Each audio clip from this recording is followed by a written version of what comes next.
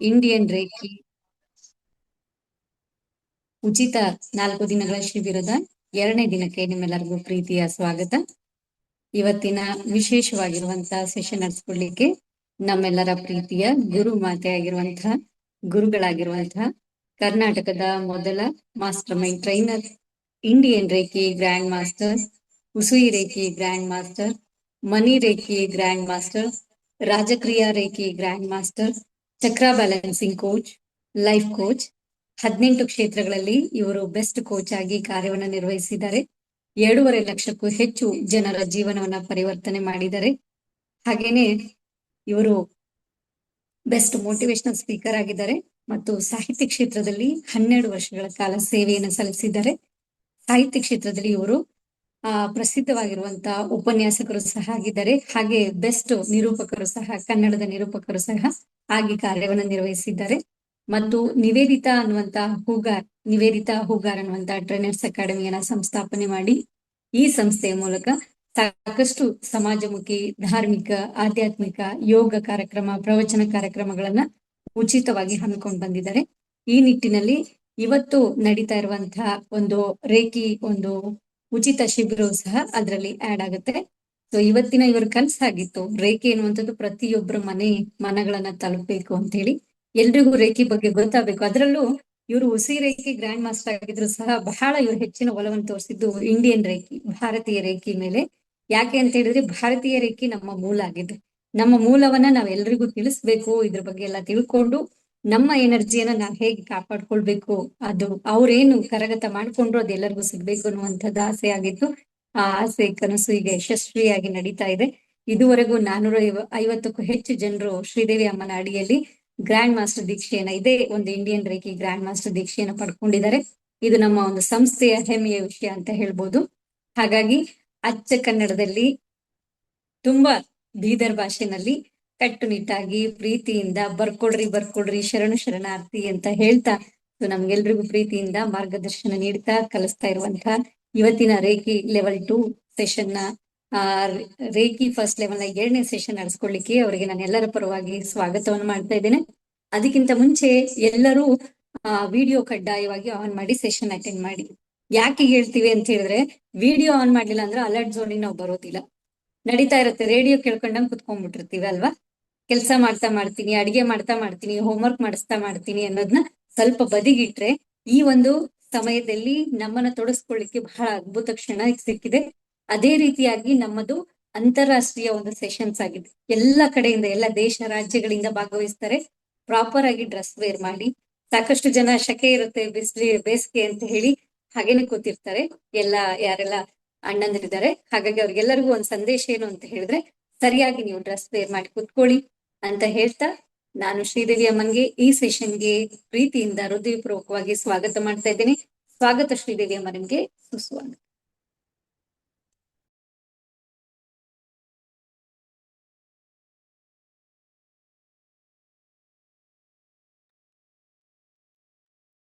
S. So ಎಲ್ಲ ಆತ್ಮೀಯ ಬಾಂಧವರಿಗೂ ನನ್ನ ಶರಣಾರ್ಥಿ. ಜಗತ್ತಿನ ಸಕಲ ಚರಾಚರ ಜೀವರಾಶಿಗಳನ್ನ ಸಾಕಿ ಸಲುತ್ತಿರುವ ಆ ಪರಮೇಶ್ವರನನ್ನ ಒಂದು ಕ್ಷಣಯನ್ನ ಹೃದಯ ಮಂದಿರದಲ್ಲಿ ಸ್ಮರಿಸಿಕೊಳ್ಳುತ್ತಾ, ಇವತ್ತಿನ 2ನೇ ದಿನಕ್ಕೆ ತಮ್ಮೆಲ್ಲರಿಗೂ ಸಮೇತ ನಮ್ಮ ನಿವೇದಿತಾ ಹೂಗಾರ್ ಟ್ರೈನರ್ಸ್ ಅಕಾಡೆಮಿ ವತಿಯಿಂದ ಹಾರ್ದಿಕವಾದ ಸ್ವಾಗತ, ಸುಸ್ವಾಗತ. ಸೊ ಯಾರೆಲ್ಲರೂ ರೆಡಿ ಇದ್ದೀರಿ, ಅವರೆಲ್ಲರೂ ಸಮೇತ ನಿಮ್ಮ ವಾಟ್ಸಪ್ ಗ್ರೂಪ್ ಯಾವ್ದಿದೆ ನೋಡ್ರಿ, ನೀವು ಯಾವ ಗ್ರೂಪ್ ಅಲ್ಲಿ ಆಡ್ ಆಗಿದ್ದೀರಿ, ಓನ್ಲಿ 1 ಗ್ರೂಪಿಗೆ ಹೋದ್ರೆ ಸಾಕು. ಅಲ್ಲಿ ಐ ಆಮ್ ರೆಡಿ ಅನ್ನುವಂತ ಒಂದು ಮೆಸೇಜ್ ಅನ್ನ ಟೈಪ್ ಮಾಡಿ ಬರ್ಬೇಕು. ಇದು ಪ್ರತಿದಿನ ನಡೆಯುವಂತ ಕಡ್ಡಾಯವಾಗಿ ಮಾಡ್ಬೇಕಾಗಿರುವಂತ ಕೆಲಸ. ಇದ್ರ ಹಿಂದೆ ನಿನ್ನೇನು ಹೇಳಿನ ರೀಸನ್ ಇವತ್ತು ಹೇಳ್ತಾ ಇದ್ದೀನಿ. ಒಂದು ಸಲ ನೀವು ಐ ಆಮ್ ರೆಡಿ ಅಂತ ಟೈಪ್ ಮಾಡಿ ಬಂದ್ರೆ ಸಾಕು, ನಿಮ್ಮ ಸಬ್ ಕಾನ್ಶಿಯಸ್ ಮೈಂಡ್ ಇದೆ ನೋಡ್ರಿ, ಪೂರ್ತಿ ಸೆಷನ್ ಕೇಳೋದಕ್ಕೆ ಅದು ರೆಡಿ ಆಗಿರುತ್ತೆ. ಹಾಗಾಗಿ ನಿಮ್ಮ ಸಲುವಾಗಿ ನೀವು ಒಂದು ಮೆಸೇಜ್ ಅನ್ನ ವಾಟ್ಸಪ್ ಗ್ರೂಪ್ ನಲ್ಲಿ ಮಾಡಿ ಬರ್ಬೇಕು, 1ನೇದು. ಆನಂತರ ಇದ್ರದ್ದು 2ನೇ ಬೆನಿಫಿಟ್ ಏನು ಅಂದ್ರೆ, ಯಾರಾದ್ರೂ ಜಾಯಿನ್ ಆಗೋರು ಇದ್ರೆ, ಪ್ರೀ ಸೆಷನ್ ಅದ ಜಾಯಿನ್ ಆಗ್ಬೇಕಂತ ಯೋಚನೆ ಮಾಡ್ತಿರ್ತಾರ, ಆದ್ರೂ ಅವ್ರಿಗೆ ಏನೇನೋ ಏನಂತಾರ ನೋಡ್ರಿ ಕನ್ಫ್ಯೂಷನ್ ಇರುತ್ತೆ, ಅಥವಾ ಟೈಮ್ ಸಾಕಾಗೋದಿಲ್ಲ, ಅವ್ರು ಜಾಯಿನ್ ಆಗ್ಲಿಕ್ಕೆ ಆಗೋದಿಲ್ಲ. ಒಂದ್ ಸಲ ನಿಮ್ಮ ಮೆಸೇಜ್ ಅನ್ನ ನೋಡಿದ್ರೆ, ಅಯ್ಯೋ ಎಲ್ಲರೂ ಜಾಯಿನ್ ಆಗಿದಾರಲ್ಲ, ನಾನು ಜಾಯಿನ್ ಆಗ್ಬೇಕು ಅನ್ನುವಂತ ಮನಸ್ಥಿತಿಯಿಂದ ಅವರು ಸಮೇತ ಜಾಯಿನ್ ಆಗ್ಬೋದು. ಈ 2 ಕಾರಣಕ್ಕೆ ಬೇಗ ಹೋಗಿ ಐ ಆಮ್ ರೆಡಿ ಅನ್ನುವಂತ ಮೆಸೇಜ್ ಅನ್ನ ಟೈಪ್ ಮಾಡಿ ಬರ್ರಿ. ನಾನು ನನ್ನ ಇವತ್ತಿನ ಅತ್ಯಂತ ಅದ್ಭುತವಾದ ಸೆಷನ್ ಕಡೆಗೆ ರೆಡಿ ಆಗ್ತಾ ಇದ್ದೀನಿ. ಎಸ್, ಬೇಗ ಮೆಸೇಜ್ ಅನ್ನ ಮಾಡಿ ಬರ್ರಿ. ಸೊ ನಿನ್ನೆಯ ದಿನ ನಾವು ಏನು ಮಾಡಿದೀವಿ ಅಂದ್ರೆ 4 ದಿನದ ಸೆಷನ್ ನಲ್ಲಿ ಏನೆಲ್ಲವ ಇದೆ ಅನ್ನುವಂಥದ್ದನ್ನ ಸಂಪೂರ್ಣ ಮಾಹಿತಿಯನ್ನ ನಿನ್ನೆ ನಾವು ತಿಳ್ಕೊಂಡಿವಿ. ಈ ಎಲ್ಲಾ ಟಾಪಿಕ್ ಅನ್ನ ನಿನ್ನೆ ನಾನು ಹೇಳಿದ್ದೆ ನಿಮ್ಗೆ. ರೇಖೆಯ ಬಗ್ಗೆ ಹಿಸ್ಟ್ರಿಯನ್ನ ಹೇಳಿವಿ. ಅದಾದ ನಂತರ ನಮ್ಮ ಮೂಲ ಗುರು ಆಗಿರುವಂತ ವಶಿಷ್ಠ ಮಹರ್ಷಿಗಳ ಬಗ್ಗೆ ಮಾಹಿತಿಯು ನಿಮ್ಗೆ ಸಿಕ್ತು. ಅದಾದ ನನ್ನ 4 ದಿನಗಳ ಸೆಷನ್ ನಲ್ಲಿ ಏನೆಲ್ಲವೂ ಇರುತ್ತೆ ಅನ್ನುವಂಥ ಟಾಪಿಕ್ ಅನ್ನ ತುಂಬಾ ಅದ್ಭುತವಾಗಿ ನಾನು ವಿಶ್ಲೇಷಣೆಯನ್ನ ಮಾಡೀನಿ. ಅದರ ನಂತರ ಇಂಡಿಯನ್ ರೇಖೀಯ ಇತಿಹಾಸದಲ್ಲಿ ಋಗ್ವೇದದ ಮಹತ್ವ ಏನಿದೆ, ಅಥರ್ವ ವೇದ ನಮ್ಗೆ ಏನ್ ಹೇಳುತ್ತೆ, ತೈತೇರಿಯ ಉಪನಿಷತ್ನಲ್ಲಿ ಯಾವ ವಿಷಯ ಇದೆ, ನಾಥ ಸಂಹಿತಾದಲ್ಲಿ ಯಾವ ಯಾವ ಟಾಪಿಕ್ ಅನ್ನ ಎಷ್ಟು ಪರ್ಸೆಂಟ್ ಅಲ್ಲಿ ಹೇಳಿದ್ದಾರೆ ಅನ್ನುವಂಥದ್ದು. ಅದಾದ ನಂತರ ಛಾಂದೋಗ್ಯ ಉಪನಿಷತ್ತಿನ ಬಗ್ಗೆನೂ ಸಮೇತ ನಾವು ಮಾತಾಡಿವಿ. ಅದ್ರ ನಂತರ ಶ್ರೀಮದ್ ದೇವಿ ಭಾಗವತ ಮಹಾಪುರಾಣ ಇರ್ಬೋದು ಅಥವಾ ಬ್ರಹ್ಮವಿದ್ಯಾ ಮಹಾಖಂಡ, ಈ ಇಷ್ಟು ವಿಷಯಗಳ ಜೊತೆಗೆ ನಿನ್ನೆ ಲೈಫ್ ನ 7 ಏರಿಯಾಗಳನ್ನ ಯಾವ ರೀತಿ ನಾವು ರೇಖೆಯಲ್ಲಿ ಕವರ್ ಮಾಡಬಹುದು ಅನ್ನುವಂತ ಅತ್ಯಂತ ಮಹತ್ವದ ವಿಚಾರವನ್ನ ನಿನ್ನೆ ನಾನು ಕವರ್ ಮಾಡಿ. ಈಗ ನಾನು ಯಾಕೆ ಇದನ್ನ 2 ನಿಮಿಷ ಹೇಳಿನಿ ಅಂದ್ರೆ, ಒಂದ್ ವೇಳೆ ನಿನ್ನೆ ಯಾರಾದ್ರೂ ಜಾಯಿನ್ ಆಗ್ಲಿಲ್ಲ ಅಂದ್ರ, ಸೊ ನೀವು ನಿನ್ನೆಯ ವಿಡಿಯೋ, ನಿನ್ನೆ ರೆಕಾರ್ಡಿಂಗ್ ಇದೆ, ಇದು ಕಂಪಲ್ಸರಿಯಾಗಿ ನೋಡಿದ್ರೆ ಮಾತ್ರ ಇವತ್ತಿನ ಕ್ಲಾಸ್ ಇದೆ ನೋಡ್ರಿ, ಇನ್ನು ಅದ್ರ ಜೊತೆಗೆ ನಿಮ್ಗೆ ಕನೆಕ್ಟ್ ಆಗೋದಕ್ಕೆ ಸಾಧ್ಯ ಆಗುತ್ತೆ. ಓಕೆನಾ? ಸೊ ನಿನ್ನೆ ನಾವು ಏನ್ ಮಾಡೀವಿ, ನಮ್ಮ ಭಾರತೀಯ ಇತಿಹಾಸದ ಬಗ್ಗೆ ಅರ್ಥ ಮಾಡ್ಕೊಂಡಿವಿ. ಇವತ್ತು ನಾವು ಬರ್ಕೊಡ್ರಿ ರೇಖಿ ಗ್ರ್ಯಾಂಡ್ ಮಾಸ್ಟರ್ಸ್. ನಮ್ಗೆ ರೇಖಿ ಅನ್ನುವಂತ ಈ ವ್ಯವಸ್ಥೆ ಅಥವಾ ಈ ಹೀಲಿಂಗ್ ನ ಸಿದ್ಧಾಂತ ಇದೆ ನೋಡ್ರಿ, ಇದು ಎಲ್ಲಿಂದ ಶುರು ಆಗುತ್ತೆ? ಆಧುನಿಕ ಜಗತ್ತಿಗೆ ಬಂದ್ರ ಡಾಕ್ಟರ್ ಮಿಕಾವೊ ಉಸುಯಿ ಅವರಿಂದ ಶುರು ಆಗುತ್ತೆ ಇದು.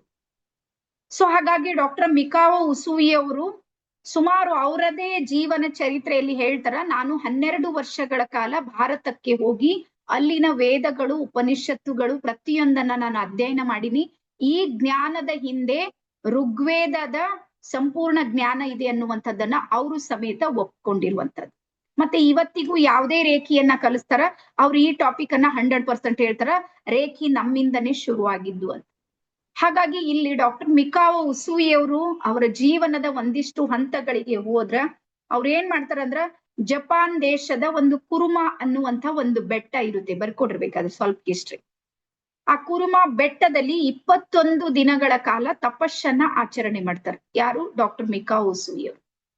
21ನೇ ದಿನಕ್ಕೆ ಅವ್ರಿಗೆ ಎನ್ಲೈಟನ್ಮೆಂಟ್ ಆಗುತ್ತೆ, ಅಂದ್ರೆ ಬೆಳಕಿನ ದರ್ಶನ ಆಗುತ್ತೆ. ಆ ಬೆಳಕಿನ ದರ್ಶನವನ್ನ ಪಡೆದ ತಕ್ಷಣ ಅವ್ರಿಗೆ ಗೊತ್ತಾಗುತ್ತೆ, ಜ್ಞಾನದ ವಾಹಿನಿ, ಆ ಬೆಳಕು, ನನ್ನೊಳಗಿರುವಂತ ಶಕ್ತಿ, ಪರಮಾತ್ಮನ ಶಕ್ತಿ ಎಲ್ಲವೂ ಅವರಿಗೆ ಏನಾಗುತ್ತೆ? ಅರ್ಥ ಆಗುತ್ತೆ ಡಾಕ್ಟರ್ ಮಿಕಾವೊ ಉಸುಯಿ ಅವರಿಗೆ.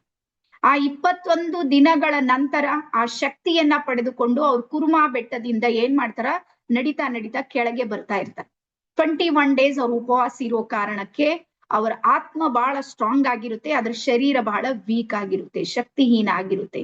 ಹಾಗಾಗಿ ಅವ್ರು ಏನ್ ಮಾಡ್ತಾರ ಅಂದ್ರೆ ಬಿದ್ದು ಬಿಡ್ತಾರೆ. ಕಲ್ಲಿಗೆ ಅವ್ರಿಗೆ ಪೆಟ್ಟಾಗುತ್ತೆ, ಮೊಳಕಾಲಿಗೆ ಪೆಟ್ಟಾಗುತ್ತೆ. ಸೊ ಆಗ ಅವ್ರು ಬಿದ್ದ ತಕ್ಷಣ ಏನ್ ಮಾಡ್ತಾರ, ತನ್ನ 2 ಕೈಗಳನ್ನ ಮೊಳಕಾಲಿನ ಮೇಲೆ ಹಿಂಗಿಟ್ಟು ಬಿಡ್ತಾರೆ. ತಕ್ಷಣಕ್ಕೆ ಹರಿಯುವ ಬ್ಲಡ್ ಇರುತ್ತೆ ನೋಡ್ರಿ, ಅದು ನಿಂತು ಬಿಡುತ್ತೆ. ಅವ್ರಿಗೆ ಆಶ್ಚರ್ಯ, ಬ್ಲಡ್ ಹೆಂಗ್ ನಿಂತಿತು, ಇಷ್ಟು ಭಯಂಕರವಾಗಿ ನನ್ಗೆ ಹತ್ತಿದ್ದು. ಆಮೇಲೆ ಅವ್ರು ಪ್ರಯೋಗ ಮಾಡ್ತಾರ, ನಿಮ್ಗೆ ನಿಜವಾಗ್ಲೂ ಹೇಳ್ತೀನಿ, ರೇಖಿಯಲ್ಲಿ ಎಲ್ಲೇ ನಿಮ್ಗೆ ಮಕ್ಕಳಿಗೆ ಪೆಟ್ಟಾಗುತ್ತೆ, ದೊಡ್ಡವ್ರಿಗೆ ಪೆಟ್ಟಾದ್ರ ನೀವು ಖಾಲಿ ಕೈ ಇಟ್ರೆ ಸಾಕು ನೋಡ್ರಿ, ಸಿಂಬಲ್ಸ್ ಗಳನ್ನ ಡ್ರಾ ಮಾಡಿ ಕೈ ಇಡ್ರಿ, ಆ ಬ್ಲಡ್ ಅಲ್ಲೇ ನಿಂತು ಬಿಡುತ್ತೆ, ತಾನೇ ನಿಲ್ಲುತ್ತೆ. ಸಾಕಷ್ಟು ಸಲ ನಾವಿದನ್ನ ಪ್ರಯೋಗ ಮಾಡಿದ್ದು ಇದೆ. ಹಾಗಾಗಿ ಇಲ್ಲಿ ಅವ್ರಿಗೆ ವಿಶ್ವಾಸ ಬರುತ್ತೆ, ಇದರಲ್ಲಿ ಶಕ್ತಿ ಇದೆ. ಆ ನಂತರ ಅವ್ರು ಕುರ್ಮಾ ಬೆಟ್ಟದಿಂದ ಕೆಳಗೆ ಬಂದು ಅಲ್ಲಿರುವಂತ ಆದಿವಾಸಿ ಜನಾಂಗದವ್ರಿಗೆ ಏನ್ ಮಾಡ್ತಾರಂದ್ರ ಹೀಲಿಂಗ್ ಅನ್ನ ಮಾಡೋದಕ್ಕೆ ಶುರು ಮಾಡ್ತಾರೆ. ಅದಾದ ನಂತರ ಅವ್ರ ಜೀವನದಲ್ಲಿ ಕೆಲವೊಂದು ಘಟನೆಗಳನ್ನ ನಡೆಯುತ್ತೆ. ಅದ್ರ ಬಗ್ಗೆ ನಾವು ಜಾಸ್ತಿ ಹೆಚ್ಚು ಡಿಸ್ಕಸ್ ಮಾಡೋದು ಬೇಡ, ಯಾಕಂದ್ರೆ ನಮ್ಗೆ ಹೇಳೋದು ಯಾವ ವಿಷಯ ನಮ್ಗೆ ಫೋಕಸ್ ಮಾಡೋದಿದೆ ಅಂದ್ರ ಇಂಡಿಯನ್ ರೇಖಿ ಮೇಲೆ. ಅದಾದ ನಂತರ ಈ ಜ್ಞಾನದ ಮಾರ್ಗದಲ್ಲಿ ಯಾರು ಬರ್ತಾರಂದ್ರ ಡಾಕ್ಟರ್ ಸುಜಿರೋ ಹಯಾಸಿ ಅನ್ನುವಂತ ಒಬ್ಬ ಮಿಲಿಟರಿಯಲ್ಲಿ ವರ್ಕ್ ಮಾಡುವಂತ ವ್ಯಕ್ತಿ. ಅವರು ಇವ್ರ ಜೊತೆಗೆ ಏನ್ ಮಾಡ್ಕೊಳ್ತಾರ, ಜೋಡಿಸ್ಕೊಂಡು ಅವರು ಸಮೇತ ಹೀಲಿಂಗ್ ನಲ್ಲಿ ಪ್ರಾಕ್ಟೀಸ್ ಮಾಡೋದಕ್ಕೆ ಶುರು ಮಾಡ್ತಾರೆ. ಅದಾದ ನಂತರ ಇಲ್ಲಿ ಇನ್ನೊಬ್ರು ಬರ್ತಾರ, ಹವಾಯೋ ಟಕಾಟ ಅಂತ ಹೇಳಿ. ಈಗ ಇವರಿಗೆ ಮೇಡಮ್ ಟಕಾಟ ಅಂತ ಹೇಳಿ ಹೇಳ್ತಾರ, ಡಾಕ್ಟರ್ ಟಕಾಟ ಅಂತಾನು ಹೇಳ್ತಾರೆ. ಇವರು ಅಮೇರಿಕಾದ ಮೂಲ ನಿವಾಸಿ. ಇವರಿಗೆ ಕ್ಯಾನ್ಸರ್ ಆಗಿತ್ತೆ. ಕ್ಯಾನ್ಸರ್ 3rd ಸ್ಟೇಜಿಗೆ ಇರ್ತದೆ. ಯಾರಿಗೆ? ಟಕಾಟ ಮೇಡಮ್ ಅವ್ರಿಗೆ. ಅವಾಗ ಯಾರೋ ಹೇಳ್ತಾರ ಜಪಾನ್ ದೇಶದಲ್ಲಿ ಇಂಥದ್ದೊಂದು ಚಿಕಿತ್ಸೆ ಇದೆ, ಕೈ ಮುಟ್ಟಿದ ತಕ್ಷಣಕ್ಕೆ ಅವ್ರು ಹೀಲಿಂಗ್ ಆಗುತ್ತೆ, ಇದರಿಂದ ನೀವು ಹೊರಗೆ ಬರೋದಕ್ಕೆ ಅವಕಾಶ ಇದೆ ಅಂತೇಳಿ ಸಾಕಷ್ಟು ಜನ ಅವ್ರಿಗೆ ಹೇಳಿರ್ತಾರ. ಅದನ್ನ ಕೇಳಿದ್ಮೇಲೆ ಟಕಾಟ ಮೇಡಮ್ ಏನ್ ಮಾಡ್ತಾರಂದ್ರ ಜಪಾನ್ ದೇಶಕ್ಕೆ ಬರ್ತಾರೋ. ಜಪಾನ್ ದೇಶಕ್ಕೆ ಬಂದ ಮೇಲೆ ಇವರು ಸಂಪೂರ್ಣ ಕ್ಯಾನ್ಸರ್ ಇಂದ ಬಿಡುಗಡೆ ಆಗುತ್ತೆ, ಸಂಪೂರ್ಣ ಹೀಲಿಂಗ್ ಆಗುತ್ತೆ. ಮತ್ತೆ ಮೊದಲಿನ ತರ ಓಡಾಡೋದಕ್ ಶುರು ಮಾಡ್ತಾರ. ಇಡೀ ಕ್ಯಾನ್ಸರ್ ನ ಎಲ್ಲಾ ಸೆಲ್ಸ್ ಗಳು ಹೀಲಿಂಗ್ ನ ಮೂಲಕ ಹೊರ ಹೋಗುತ್ತೆ. ಅದಾದ ನಂತರ ಇವರು ಇಡೀ ವಿಶ್ವದಲ್ಲಿ ರೇಖಿಯ ಶಾಲೆಗಳನ್ನ ತೆರೀತಾರ. ಇಡೀ ಅಲ್ಲೊಂದು ಎಲ್ಲಾ ಕಡೆಗೂ ಮುಖ್ಯಾಲಯಗಳನ್ನ ತೆರೀತಾರ. ರೇಖಿ ಪ್ರಾಕ್ಟೀಸ್ ಕೋರ್ಸ್ ಗಳನ್ನ ಇವರು ಸ್ಟಾರ್ಟ್ ಮಾಡ್ತಾರೆ. ಸೊ ಹಾಗಾಗಿ ಈ ಮೂವರ ತ್ಯಾಗ ಏನಿದೆ ನೋಡ್ರಿ, ಈ ಒಂದು ಫೀಲ್ಡ್ ಅಲ್ಲಿ ರೇಖಿ ನಮ್ಮದೇ ರೇಖಿ ಇದೆ, ಆದ್ರೆ ನಮ್ಮ ತನಕ ಬರುವಲ್ಲಿ ಇವ್ರ ಮೂಗರ ತ್ಯಾಗ ಇದೆ ನೋಡ್ರಿ, ಅದನ್ನು ಸಮೇತ ನಾವಿಲ್ಲಿ ನೆನ್ಪು ಮಾಡ್ಲೇಬೇಕಾಗುತ್ತೆ. ಹಾಗಾಗಿ ಇವ್ರ ಮೂಗರಿಂದ ಏನಾಯ್ತು, ಮತ್ತೆ ರೇಖಿ ಸತತವಾಗಿ ಸುದೀರ್ಘವಾಗಿ ನಡೆಯೋದಕ್ಕೆ ಶುರು ಮಾಡಿ. ಸೊ ಇಷ್ಟು ನಿಮ್ಗೆ ಅರ್ಥ ಆಗಿದೆ ಅಂತ ಹೇಳಿ ಅನ್ಕೊಂಡಿನಿ. ಯಾಕಂದ್ರೆ ನಮ್ಗೆ ಇತಿಹಾಸ ಗೊತ್ತಿರ್ಬೇಕು. ನಮ್ಮದೇ ಜ್ಞಾನ ಇರೋದು, ನಮ್ಮದೇ ಶಕ್ತಿ ಇರುವಂತಹ ರೇಖಿ ನಾವೇ ಮರ್ತು ಬಿಟ್ಟಾಗ ಇವ್ರ ಮೂವರಿಂದ ಅದು ಮತ್ತೆ ಪುನರುತ್ಥಾನ, ಪುನರ್ಜೀವನ ಅಂತ ಹೇಳ್ತೀವಿ ನೋಡ್ರಿ, ಅದು ಆಗಿರುವಂತದ್ದನ್ನ ನೋಡ್ತೀವಿ. ಅದಾದ ನಂತರ ನೆಕ್ಸ್ಟ್ ಬರ್ಕೋರಿ. Next NLM national library of medicine ಏನ್ ಹೇಳುತ್ತೆ ಅಂದ್ರ, ಇದು ಒಂದು ಲೈಫ್ ಫೋರ್ಸ್ ಅಂತ ಹೇಳುತ್ತೆ. ಲೈಫ್ ಫೋರ್ಸ್ ಎನರ್ಜಿ ಇದೆ ರೇಖಿ ಅಂತ ಹೇಳುತ್ತೆ. ಅಂದ್ರೆ ಇದು ಒಂದು ಚಿಕಿತ್ಸಕ ವಿಧಾನ ಇದೆ ಅನ್ನುವಂಥದ್ದನ್ನ ನ್ಯಾಷನಲ್ ಲೈಬ್ರರಿ ಆಫ್ ಮೆಡಿಸಿನ್ ಏನ್ ಮಾಡಿದೆ ಅಂದ್ರೆ ಸ್ವೀಕಾರ ಮಾಡಿದೆ. ಅಲ್ಲಿರುವಂತ ಎಲ್ಲಾ ರೇಖಿ ಪ್ರಾಕ್ಟೀಸ್ನರ್ನ ನೀವಿಲ್ಲಿ ನೋಡ್ಬೋದು. ಇನ್ನು ಬೇಕಾದ್ರೆ ಗೂಗಲ್ ನಲ್ಲಿ ಹೋಗಿ ಸರ್ಚ್ ಮಾಡಿದ್ರ ನಿಮ್ಗೆ ಇನ್ನೂ ಹೆಚ್ಚಿನ ಮಾಹಿತಿಯನ್ನ ಇಲ್ಲಿ ಸಿಗುತ್ತೆ. ಹಾಗಾಗಿ ಇದು ಒಂದು ಥೆರಪಿಯಾಗಿ ಎನರ್ಜಿಯ ಜೊತೆಗೆ ಕನೆಕ್ಟ್ ಮಾಡುವಂತಹ ಒಂದು ಲೈಫ್ ಫೋರ್ಸ್ ಎನರ್ಜಿ ಅನ್ನುವಂಥದ್ದನ್ನ ನ್ಯಾಷನಲ್ ಲೈಬ್ರರಿ ಆಫ್ ಮೆಡಿಸಿನ್ ಏನ್ ಮಾಡಿದೆ, ಸ್ವೀಕಾರ ಮಾಡಿದೆ. ಬರ್ಕೊಡ್ರಿ ಸ್ವಲ್ಪ, ನ್ಯಾಷನಲ್ ಲೈಬ್ರರಿ ಆಫ್ ಮೆಡಿಸಿನ್. ಅದಾದ ನಂತರ ನೆಕ್ಸ್ಟ್ ಬರುತ್ತೆ UK ನಲ್ಲಿ, ಯುನೈಟೆಡ್ ಕಿಂಗ್ಡಮ್ ನಲ್ಲಿ ಇವತ್ತು ಮೆಡಿಕಲ್ ರಿಸರ್ಚ್ ಆಫ್ ರೇಖಿ ಅನ್ನುವಂತ ಒಂದು ಸಂಸ್ಥೆ ಇದೆ. ಆ ಸಂಸ್ಥೆಯ ಅಡಿಯಲ್ಲಿ 800 ಹಾಸ್ಪಿಟಲ್ಗಳಲ್ಲಿ ರೇಖಿಯ ಚಿಕಿತ್ಸೆ ನಡೆಯುತ್ತೆ. ಮೆಡಿಕಲ್ ರಿಸರ್ಚ್ ಆಫ್ ರೇಖಿ ಅನ್ನುವಂತ ಒಂದು ಸಂಸ್ಥೆಯಲ್ಲಿ UK ನಲ್ಲಿದೆ. ಅಲ್ಲಿನ ಎಷ್ಟು ಹಾಸ್ಪಿಟಲ್? 800 ಆಸ್ಪತ್ರೆಗಳಲ್ಲಿ ರೇಖಿಯ ಪ್ರಾಕ್ಟೀಸ್ ಅನ್ನ ಅಲ್ಲಿರುವಂತಹ ರೋಗಿಗಳ ಮೇಲೆ ಪ್ರತಿ ದಿನಾನು ಸಮೇತ ನಡೆಯುತ್ತೆ. ಹಾಗಾಗಿ ರೇಖಿಯನ್ನ ಕೇವಲ ನಾವಷ್ಟೇ ಅಲ್ಲ, ಇಡೀ ವಿಶ್ವವು ಸಮೇತ ಏನಾಗಿದೆ ಅಂದ್ರೆ ಒಪ್ಕೊಂಡ್ಬಿಟ್ಟಿದೆ. ಹಾಗಾದ್ರೆ ರೇಖಿಯಲ್ಲಿ ಯಾವ ಕೆಲಸ ನಡೆಯುತ್ತೆ ಅಂದ್ರ ಇನ್ವಿಸಿಬಲ್ ಎನರ್ಜಿ ಇದೆ ನೋಡ್ರಿ, ಅದು ಕೆಲಸ ಮಾಡುತ್ತೆ. ಬರ್ಕೊಡ್ರಿ. ಕಣ್ಣಿಗೆ ಕಾಣೋದಿಲ್ಲ, ಕೈಗೆ ನಿಲ್ಕೋದಿಲ್ಲ, ಆದ್ರೆ ಅದು ಏನ್ ಮಾಡುತ್ತೆ ಅಂದ್ರೆ ನಮ್ಗೆ ಚಿಕಿತ್ಸೆಯನ್ನ ಕೊಡುತ್ತೆ. ಈಗ ಯಾವ ರೀತಿ ನೋಡ್ರಿ, ಗಾಳಿ ಇದೆ, ಗಾಳಿ ಕಣ್ಣಿಗೆ ಕಾಣುತ್ತಾ? ಯಾರಿಗಾದ್ರೂ ಇವತ್ತಿಗೆ ಕಾಣಿದೆ? ನಾನು ಗಾಳಿ ಕಣ್ಣಿಗೆ ಕಾಣೋದಿಲ್ಲ, ಆದ್ರೆ ಅದು ನಮ್ಮ ಜೀವನಕ್ಕೆ ಆಧಾರ ಇದೆ. ರೀಸನ್ ಏನು ಅಂದ್ರ ಯಾವುದು ಕಣ್ಣಿಗೆ ಕಾಣೋದಿಲ್ಲ ನೋಡ್ರಿ, ಅದರಲ್ಲೇ ಶಕ್ತಿ ಹೆಚ್ಚಿರುತ್ತೆ. ಹಾಗಾಗಿ ನಾವು ನೋಡುವಂತಹ ಈ ಜಗತ್ತೇನಿದೆ ನೋಡ್ರಿ, ಅದು ಓನ್ಲಿ 2% ಮಾತ್ರ ಇದೆ. ಬರ್ಕೊಡ್ಬೇಕಾದ್ರೆ ವಿಸಿಬಲ್ ಎನರ್ಜಿ ಇರೋದು, ವಿಸಿಬಲ್ ಜಗತ್ ಎಷ್ಟಿದೆ ಅಂದ್ರೆ ಓನ್ಲಿ 2% ಇದೆ. 98% ಎನರ್ಜಿ ಇದೆ ನೋಡ್ರಿ, ಅದು ಇನ್ವಿಸಿಬಲ್, ಕಣ್ಣಿಗೆ ಕಾಣೋದಿಲ್ಲ, ಕೈಗೆ ನಿಲ್ಕೋದಿಲ್ಲ, ಏನೂ ಇಲ್ಲ. ಆದ್ರೂ ಅದು ಏನ್ ಮಾಡುತ್ತೆ ಅಂದ್ರೆ ವರ್ಕ್ ಮಾಡ್ತಾ ಇರುತ್ತೆ, ಕಾರ್ಯ ಮಾಡ್ತಾ ಇರುತ್ತೆ. ಹಾಗಾಗಿ ರೇಖೆಯಲ್ಲಿ ಏನಿದೆ ಅಂದ್ರ ಇನ್ವಿಸಿಬಲ್ ಎನರ್ಜಿ, ಅದೃಶ್ಯ ಶಕ್ತಿಗಳು ನಮ್ಗೆ ಏನ್ ಮಾಡುತ್ತೆ ಅಂದ್ರೆ ಸಹಾಯ ಮಾಡೋದಕ್ಕೆ ಶುರು ಆಗುತ್ತೆ. ಹಾಗಾಗಿ ಈ ಕೆಲಸ ಇಲ್ಲಿ ನಡೆಯುತ್ತೆ. ಓಕೆನಾ? ಎಲ್ಲರೂ ಬರ್ಕೊಂಡ್ರಿ ಇಲ್ಲಿ ತನಕ? ಒಂದ್ ನಿಮಿಷ, ನಾನ್ ನಿಮ್ಗೆ ಅನ್ಮ್ಯೂಟ್ ಮಾಡ್ತಾ ಇದ್ದೀನಿ. ಇಲ್ಲಿ ತನಕ ಯಾರ್ಯಾರಿಗೆ ತಿಳಿದಿದೆ ಒಂದ್ಸಲ ಎಸ್ ಅಂತ ಹೇಳ್ರಿ. ಎಲ್ಲರೂ ಒಂದ್ಸಲ ಅನ್ಮ್ಯೂಟ್ ಮಾಡ್ರಿ. 1 2 3. ಹಾ, ಎಸ್ ಮ್ಯಾಮ್. ನಾನು ಹೇಳೋದು ಸ್ಪೀಡ್ ಆಗ್ತಾ ಇದೆ. ಸ್ಪೀಡ್ ಆದ್ರೂ ಏನ್ ತಲೆ ಕೆಡಿಸ್ಕೊಳ್ಬೇಡ್ರಿ, ಮತ್ತೆ ರೆಕಾರ್ಡಿಂಗ್ ಇರುತ್ತೆ. ನಾನು ಇದಕ್ಕಿಂತ ಸ್ಲೋ ಮಾಡಿದ್ರೆ ಏನಾಗುತ್ತೆ ಅಂತ ಹೇಳ್ತೀನಿ ನೋಡ್ರಿ. ನಾನು ಬಹಳ ವಿಷಯಗಳನ್ನ ಬಿಟ್ಟು ಹಾಕ್ಬೋದು, ಯಾಕಂದ್ರೆ ನಾನು ನನ್ನ ಟೈಮ್ನೊಳಗೆ ಹೇಳ್ಬೇಕಲ್ಲ, ವಿಷಯಗಳನ್ನ ಬಿಟ್ಟು ಹಾಕ್ಬೋದು. ಹಾಗಾಗಿ ಸ್ವಲ್ಪ ನಾನು ಸ್ಪೀಡ್ ಯಾಕೆ ತಗೋತೀನಿ ಅಂದ್ರೆ ಎಲ್ಲಾ ವಿಷಯಗಳನ್ನ ಕವರ್ ಮಾಡ್ಬೇಕು ಅಂತ. ಹಾಗಾಗಿ ನನ್ನ ಹತ್ರ ಬರೋರು 10-15 ವರ್ಷದಿಂದ ಪೆನ್ನು ಕಾಪಿ ಏನು ಹಿಡ್ಕೊಂಡೇ ಇರ್ಲಿಲ್ಲ ಅಂತವ್ರು ಬಂದಿರ್ತಾರ, ರೆಗ್ಯುಲರ್ ಆಗಿ ಬರೆಯೋರು ಬಂದಿರ್ತಾರ, ಓದು ಬರಹ ಬರಿಲಾರ್ದವ್ರು ಬಂದಿರ್ತಾರ. ಆದ್ರೆ ಎಲ್ಲರಿಗೂ ತಿಳಿಯುವಂಗ ಆದಷ್ಟು ನಾವಂತೂ ನಮ್ ಕಡೆಯಿಂದ ಪ್ರಯತ್ನವನ್ನ ಮಾಡ್ತೀವಿ. ಆದ್ರೆ ಒಂದು ನಾನ್ ನಿಮ್ಗೆ ಯಾವ್ದು ಹೇಳುವಂತ ಪ್ರಯತ್ನವನ್ನ ಮಾಡ್ತಾ ಇದ್ದೀನಿ ಅಂದ್ರ, ರೇಖಿ ಇದೆ ನೋಡ್ರಿ, ಇದು ಅತ್ಯಂತ ಶಕ್ತಿಶಾಲಿಯಾಗಿರುವಂತ ಚಿಕಿತ್ಸಾ ಪದ್ಧತಿ ಇದೆ. ಅತ್ಯಂತ ಶಕ್ತಿಶಾಲಿ. ಅದ್ರ ಜೊತೆಗೆ ಇದು ಒಂದು ಅತ್ಯಂತ ಸುಂದರವಾದ ಥೆರಪಿ ಅಂತೇಳಿ ಹೇಳ್ತಾರೆ. ಅದು ಎಷ್ಟು ಸುಂದರ ಇದೆ ಅಂದ್ರ, ನಿಮ್ಗೆ ಹೇಳ್ತೀನಿ ನೋಡ್ರಿ, ರೇಖಿ ಎಷ್ಟು ಅದ್ಭುತ ಇದೆ ಅಂದ್ರ, ನೀವ್ ಎಷ್ಟೆಷ್ಟು ಅದ್ರ ಜೊತೆ ಕನೆಕ್ಟ್ ಆಗ್ತೀರಿ ನೋಡ್ರಿ, ಅಷ್ಟಷ್ಟು ನಿಮ್ಗೆ ಫೀಲಿಂಗ್ ಜೊತೆ ಕನೆಕ್ಟ್ ಆಗಿರುತ್ತೆ. ನೀವು ತಕ್ಷಣಕ್ಕೆ ಒಂದು ಸಲ ರೇಖಿಯನ್ನ ಆಹ್ವಾನ ಮಾಡಿದ್ರೆ ಸಾಕು, ನಿಮ್ ಕೈಯಲ್ಲಿ ಅದು ಹರಿಯೋದಕ್ಕೆ ಶುರು ಆಗುತ್ತೆ, ನಿಮ್ ಅಂಗೈಯಲ್ಲಿ ಅದು ವೈಬ್ರೇಷನ್ ಆಟೋಮೆಟಿಕ್ ಸ್ಟಾರ್ಟ್ ಆಗುತ್ತೆ. ಆದ್ರೆ ಯಾವಾಗ ಆಗುತ್ತೆ ಅಂದ್ರ, ನೀವು ಅದರ ಜೊತೆಗೆ ಕನೆಕ್ಟ್ ಆದಾಗ ಮಾತ್ರ ಅದು ಸಾಧ್ಯ ಆಗುತ್ತೆ. ಓಕೆನಾ? ಎಸ್. ಸೊ ಮುಂದೆ ಹೋಗೋಣ ಅಂತೇಳಿ ಅನ್ಕೊಂಡಿನಿ. ನೆಕ್ಸ್ಟ್ ಬರ್ಕೊಡ್ರಿ. ನಮ್ಮ ಶರೀರದಲ್ಲಿರುವಂತಹ ಪಂಚಕೋಶಗಳು.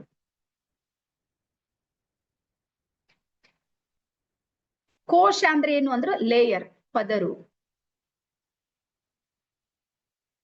ಈಗ ನಮಗೆ ಪ್ರತಿಯೊಬ್ಬರಿಗೂ ನಮ್ಗೊಂದು ಸೈನ್ಸ್, ಮೂಲಭೂತವಾಗಿರುವಂತ ಒಂದು ಸಿದ್ಧಾಂತ ಗೊತ್ತಿದೆ. ನಾವು ಜೀವಂತ ಯಾವುದ್ರ ಮೇಲೆ ಇದ್ದೀವಿ ಅಂದ್ರ ಪಂಚಮಹಾಭೂತಗಳಿಂದ ನಾವು ಜೀವಂತ ಇದ್ದೀವಿ.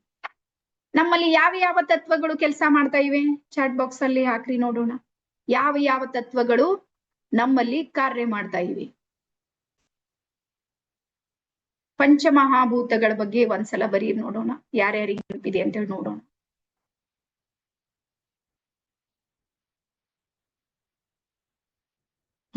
ಚಾಟ್ ಬಾಕ್ಸ್ ಆನ್ ಇದೆ.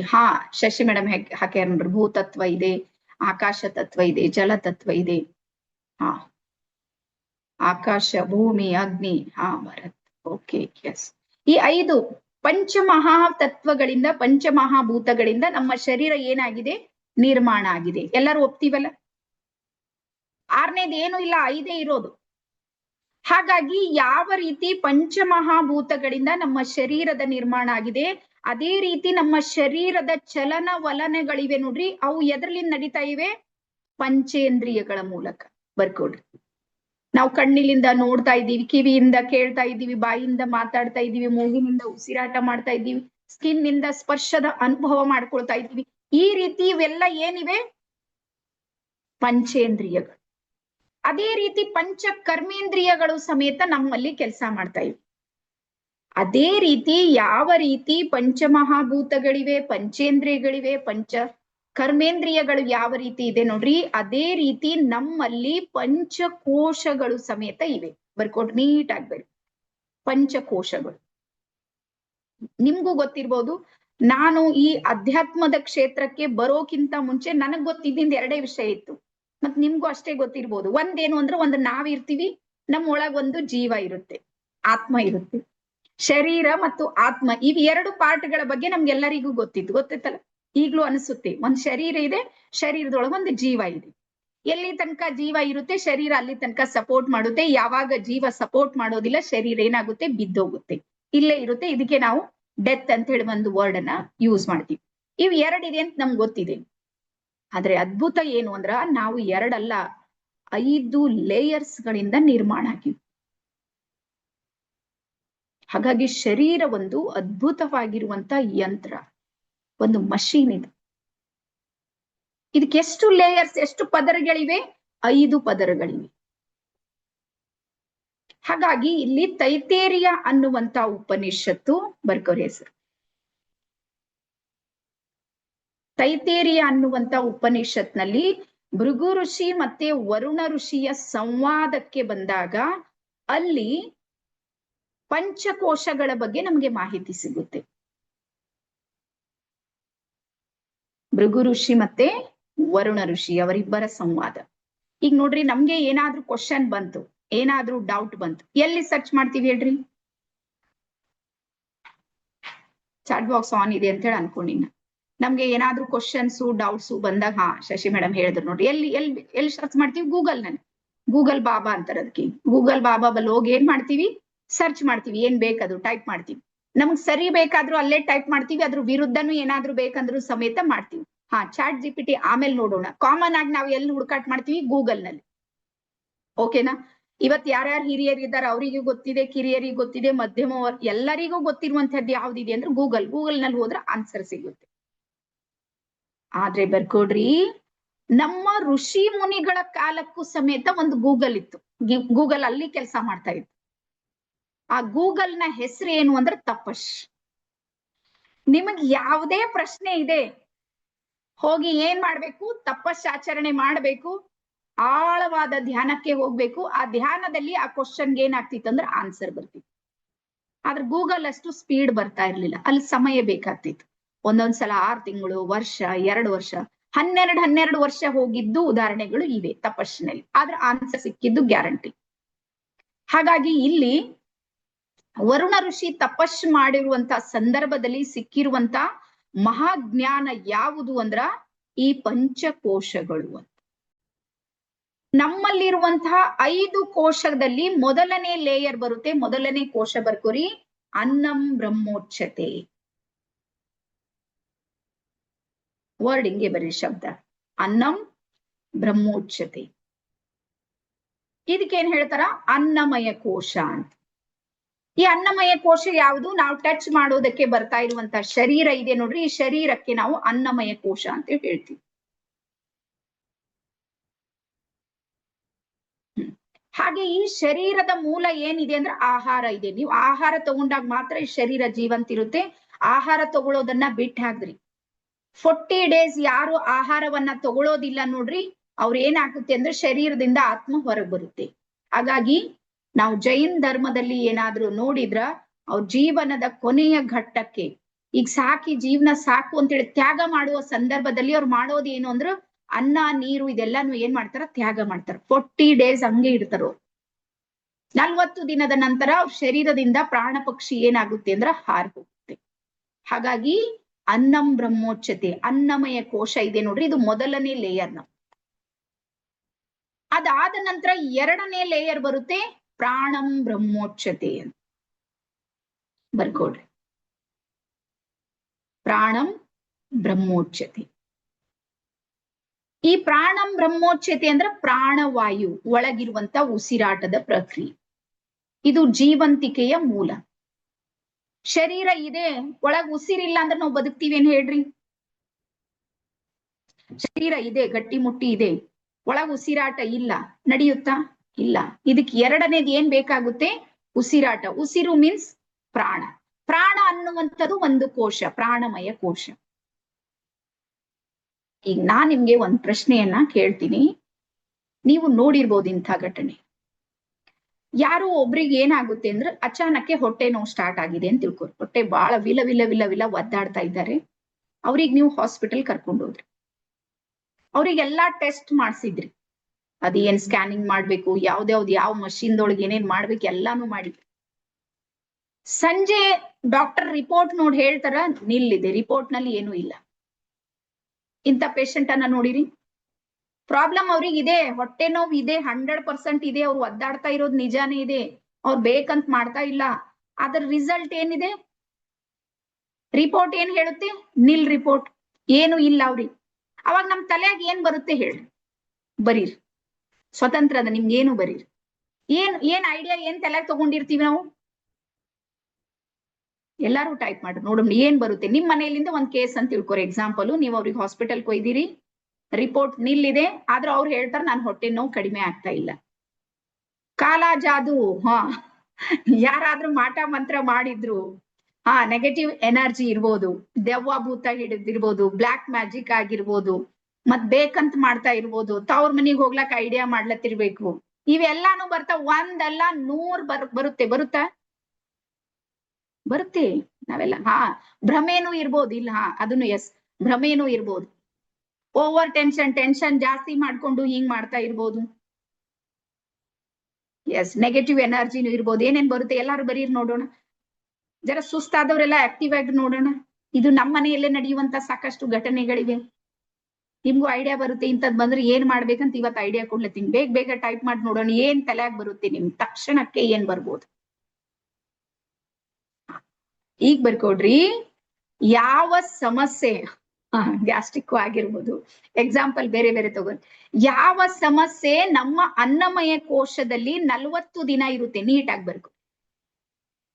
ಯಾವ ಸಮಸ್ಯೆ ನಮ್ಮ ಅನ್ನಮಯ ಕೋಶದಲ್ಲಿ 40 ಡೇಸ್ ಇರುತ್ತೆ ನೋಡ್ರಿ, ಅದು ನೇರವಾಗಿ ಏನ್ ಮಾಡುತ್ತೆ ಅಂದ್ರ 40 ದಿನ ನಮ್ಮಲ್ಲಿ ಚಾನ್ಸ್ ಇರುತ್ತೆ ಅದಕ್ಕೆ ಹೀಲಿಂಗ್ ಮಾಡೋದಕ್ಕೆ, ಚಿಕಿತ್ಸೆ ಕೊಡೋದಕ್ಕೆ. ನೀವು ಹಾಸ್ಪಿಟಲ್ಗಾದ್ರೂ ಒಯ್ರಿ, ಇಲ್ಲ ಯಾರಾದ್ರೂ ಹೀಲಿಂಗ್ ಮಾಡ್ತಾರ ಮಾಡ್ರಿ, ಒಟ್ ಅದು ಪ್ರೊಸೆಸ್ ನಲ್ಲಿ ಅದು ಕಂಪ್ಲೀಟ್ ಆಗಿರೋದಿಲ್ಲ.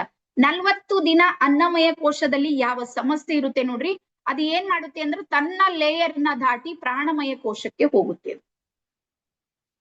ಪ್ರಾಣಮಯ ಕೋಶಕ್ಕೆ ಹೋದ್ಮೇಲೆ ವ್ಯಕ್ತಿಗೆ ಸಮಸ್ಯೆ ಇರುತ್ತೆ, ಆದ್ರೆ ಅನ್ನಮಯ ಕೋಶದಲ್ಲಿ ಅದ್ರ ರಿಸಲ್ಟ್ ಕಾಣಂಗಿಲ್ಲ. ಈಗ ನಮ್ ತಲೆಯಾಗ ಬರುತ್ತೆ ಮಾಟ ಮಂತ್ರ ಆಯ್ತೇನೋ, ಯಾರಾದ್ರೂ ಮಾಡಿದ್ರೇನೋ, ದೃಷ್ಟಿ ಆಯ್ತೇನೋ, ಬೇಕಂತ ಮಾಡ್ತಾರೇನೋ ಇವೆಲ್ಲ. ಬಟ್ ಅದು ಎಲ್ಲ ಯಾವುದು ಇರೋದಿಲ್ಲ, ಪ್ರಾಣಮಯ ಕೋಶದಲ್ಲಿ ಆ ಸಮಸ್ಯೆ ಹೋಗಿ ಸಿಲುಕಿರುತ್ತೆ. ಅದೇ ಕಾರಣಕ್ಕೆ ಒಂದ್ ಸಲ ಶುಗರ್ ಬಂದ್ರೆ ಹೋಗೋದಿಲ್ಲ ಅಂತ ಯಾಕೆ ಹೇಳ್ತೀವಿ ಅಂದ್ರ 40 ದಿನ ಮುಗ್ದಿರುತ್ತೆ. ಹೀಲಿಂಗ್ ಮಾಡ್ಕೊಳ್ಳೋದಕ್ಕೆ ಅವಕಾಶ ನಮ್ಮ ಹತ್ರ 40 ಡೇಸ್ ಇರುತ್ತೆ, ನಾವು ಮಾಡ್ಕೊಳ್ಳೋದಿಲ್ಲ. ಯಾಕೆ ಮಾಡ್ಕೊಳ್ಳೋದಿಲ್ಲ ಅಂದ್ರೆ ಮೈಂಡ್ ಅಲ್ಲಿ ಫಿಕ್ಸ್ ಮಾಡ್ಕೊಳ್ತೀವಿ, ಒಂದ್ಸಲ ಶುಗರ್ ಬಂದ್ರೆ ಹೋಗೋದಿಲ್ಲ ಹೋಗೋದಿಲ್ಲ. ಅದು ಎಲ್ಲಿ ಹೋಗಿ ಕನೆಕ್ಟ್ ಆಗುತ್ತೆ, ಪ್ರಾಣಮಯ ಕೋಶದಲ್ಲಿ ಕನೆಕ್ಟ್ ಆಗುತ್ತೆ. ಹಾಗಾಗಿ ರೇಖಿ ನಮ್ಮ ಅನ್ನಮಯ ಕೋಶವನ್ನಷ್ಟೇ ಹೀಲ್ ಮಾಡೋದಿಲ್ಲ, ಪ್ರಾಣಮಯ ಕೋಶನೂ ಸಮೇತ ಹೀಲ್ ಮಾಡುತ್ತೆ. ಬರ್ಕೊಡ್ರಿ.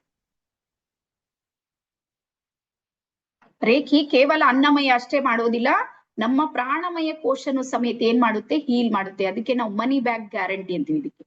ಬಟ್ ನೀವು ಹೇಳಿದ್ ಮಾಡ್ಬೇಕು. ಮತ್ ನಮ್ ಕೋರ್ಸ್ ಇರೋದ್ ನಸ್ಕಿನೊಳಗೆ ಯಾಕೆ ಇಡ್ತೀವಿ ಅಂದ್ರೆ ಇದೆಲ್ಲ ಹೀಲಿಂಗ್ ಮಾಡೋದಕ್ಕೆ. ಶಾರೀರಿಕ ಸಮಸ್ಯೆ ಇದ್ದವರಿಗೂ, ಮಾನಸಿಕ ಇರ್ಬೋದು, ಭಾವನಾತ್ಮಕ ಇರ್ಬೋದು, ಫ್ಯಾಮಿಲಿದ್ ಇರ್ಬೋದು, ಸಕ್ಸಸ್ ಇರ್ಬೋದು, ಯಾವ್ದಾದ್ರೂ ಇರ್ಬೋದು.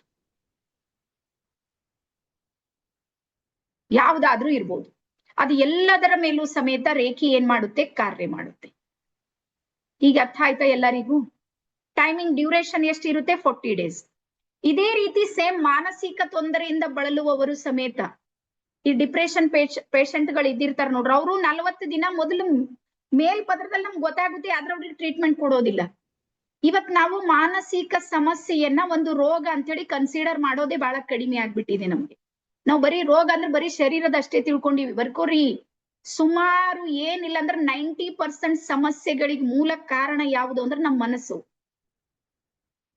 ಅದಕ್ಕೆ ಹೇಳ್ತಾರ ಮನೋಮಯ ಕೋಶ. ಬರ್ಕೋರಿ ಇನ್ನೂ ಒಂದು ನೆಕ್ಸ್ಟ್ 3ನೇ ಲೇಯರ್ ಬರುತ್ತೆ, ಮನಂ ಬ್ರಹ್ಮೋಚ್ಯತೆ.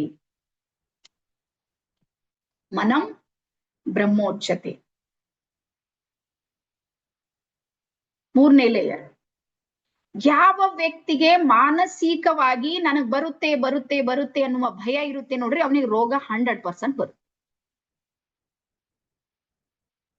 ಬರುತ್ತೆ. ಅದ್ರಲ್ಲಿ ಏನ್ ಎರಡು ಮಾತಿಲ್ಲ. ನೀವೇನ್ ಬೇಕಾಗಿದ್ ಮಾಡ್ರಿ, ಬರುತ್ತೆ ಅನ್ನುವಂತ ಭಯ ಇರುತ್ತೆ ನೋಡ್ರಿ, ಅವನಿಗೆ ಬರುತ್ತೆ. ಅದಕ್ಕೆ ಹೇಳ್ತಾರೆ ನಮ್ಮಲ್ಲಿ, ಡರ್ ಸೆ ಡರೋಗೆ ತೋ ಡರ್ಕೋ ಕೋನ್ ಡರಾಯೇಗ.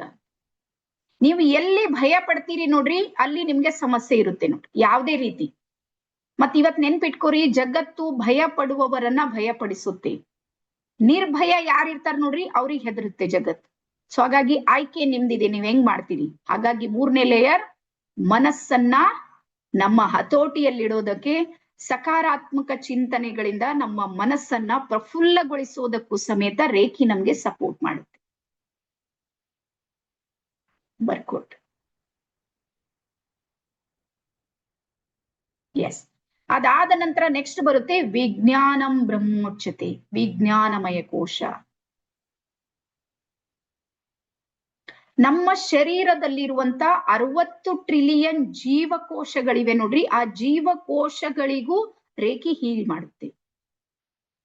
ಸೆಲ್ಸ್ಗಳಿಗೆ. ನಮ್ಮಲ್ಲಿ ಒಬ್ರು ರಾಜಶ್ರೀ ಮೇಡಮ್ ಅಂತ ಹೇಳಿ ಇದ್ದಾರೆ. ಅವ್ರ ಕ್ಯಾನ್ಸರ್ನ ಎಷ್ಟು 3rd ಇತ್ತ 4th ಇತ್ತು, 4th ಸ್ಟೇಜ್. ಎಸ್, ಕ್ಯಾನ್ಸರ್ನ 4ನೇ ಸ್ಟೇಜ್ ಇದ್ರು. ಇವತ್ತು ಅವ್ರು ಸಂಪೂರ್ಣ ಆರಾಮಾಗಿದ್ದಾರೆ, ಓನ್ಲಿ ರೇಖಿಯಿಂದ. ನಾವು ಯಾವ್ದ್ರ ಮೇಲೆ ಅವ್ರ ಮೇಲೆ ವರ್ಕ್ ಮಾಡಿದೀವಿ ಅಂದ್ರೆ ಇದೆ ವಿಜ್ಞಾನಮಯ ಕೋಶ, ಸೆಲ್ಸ್ ಮೇಲೆ ವರ್ಕ್ ಮಾಡಿದ್ವಿ. ನೀವು ರೇಖೆಯಲ್ಲಿ ಎಷ್ಟು ಡೆಪ್ತ್ ಹೋಗ್ತೀರಿ ನೋಡ್ರಿ, ಅಷ್ಟಷ್ಟು ಅಲ್ಲಿಂದ ಸಮಸ್ಯೆಗಳು ಏನ್ ಮಾಡುತ್ತೆ ಅಂದ್ರೆ ಅದು ಹೊರಗೆ ತೆಗೆಯುತ್ತೆ ರೇಖೆಯಲ್ಲಿ. ಅದಾದ ನಂತರ ಕೊನೆಗೆ ಬರುತ್ತೆ ಆನಂದಂ ಬ್ರಹ್ಮೋಚ್ಯತೆ, ಆನಂದಮಯ ಕೋಶ. ಇವತ್ತು ನಮ್ಮ ವೈಜ್ಞಾನಿಕ ಜಗತ್ತು, ಹಾಸ್ಪಿಟಲ್ಗಳು ಎಲ್ಲಿ ಕೆಲಸ ಮಾಡ್ತಾ ಇವೆ ಅಂದ್ರ ಓನ್ಲಿ ಶರೀರದ ಮೇಲೆ ಮಾತ್ರ ಕೆಲಸ ಮಾಡ್ತಾ ಇವಿ. ಇದು ಒಪ್ತೀನಿ, ನಾನು ಒಪ್ತೀನಿ, ನೀವು 2000 ಪ್ರಕಾರದ ಡಾಕ್ಟರ್ಸ್ ಇದ್ದಾರೆ ನಮ್ ಸುತ್ತ. ತಲೆಯಿಂದ ಇಲ್ಲಿಂದ ಕಾಲಿನ ಬೆರಳಿನ ತನಕ 2000 ಪ್ರಕಾರದ ಡಾಕ್ಟರ್ಸ್ ಇದ್ದಾರೆ. ಆದ್ರೆ 2000 ಪ್ರಕಾರ ಡಾಕ್ಟರ್ಸ್ ಬರೀ ಬಾಡಿ ಮೇಲೆ ಇದ್ದಾರೆ. ಉಳಿದಿರುವ 4 ಲೇಯರ್ಸ್ ಗಳಿವೆ ನೋಡ್ರಿ, ಯಾವ ಡಾಕ್ಟರ್ಸು ಇಲ್ಲ. ಆ 4 ಲೇಯರ್ಸ್ ಗಳನ್ನ ತಲುಪುವಂತ ಶಕ್ತಿ ಮತ್ತು ಸಾಮರ್ಥ್ಯ ಇರುವುದು ಕೇವಲ ಅಧ್ಯಾತ್ಮಕ್ ಮಾತ್ರ ಇದೆ. ಮತ್ತದು ರೇಖಿನೇ ಅಂತ ತಿಳ್ಕೊಬೇಡ್ರಿ. ನೀವು ಯಾವುದೇ ಆಧ್ಯಾತ್ಮಿಕವಾಗಿರುವಂತ ಯಾವುದೇ ಕ್ಷೇತ್ರ ಇದೆ, ಯಾವುದೇ ಮೆಡಿಟೇಷನ್ ಮಾಡ್ತೀರಿ ಅಂದ್ರ 4 ಲೇಯರ್ಸ್ ಗಳನ್ನ ನಾವು ಹೀಲ್ ಮಾಡ್ಬೋದು.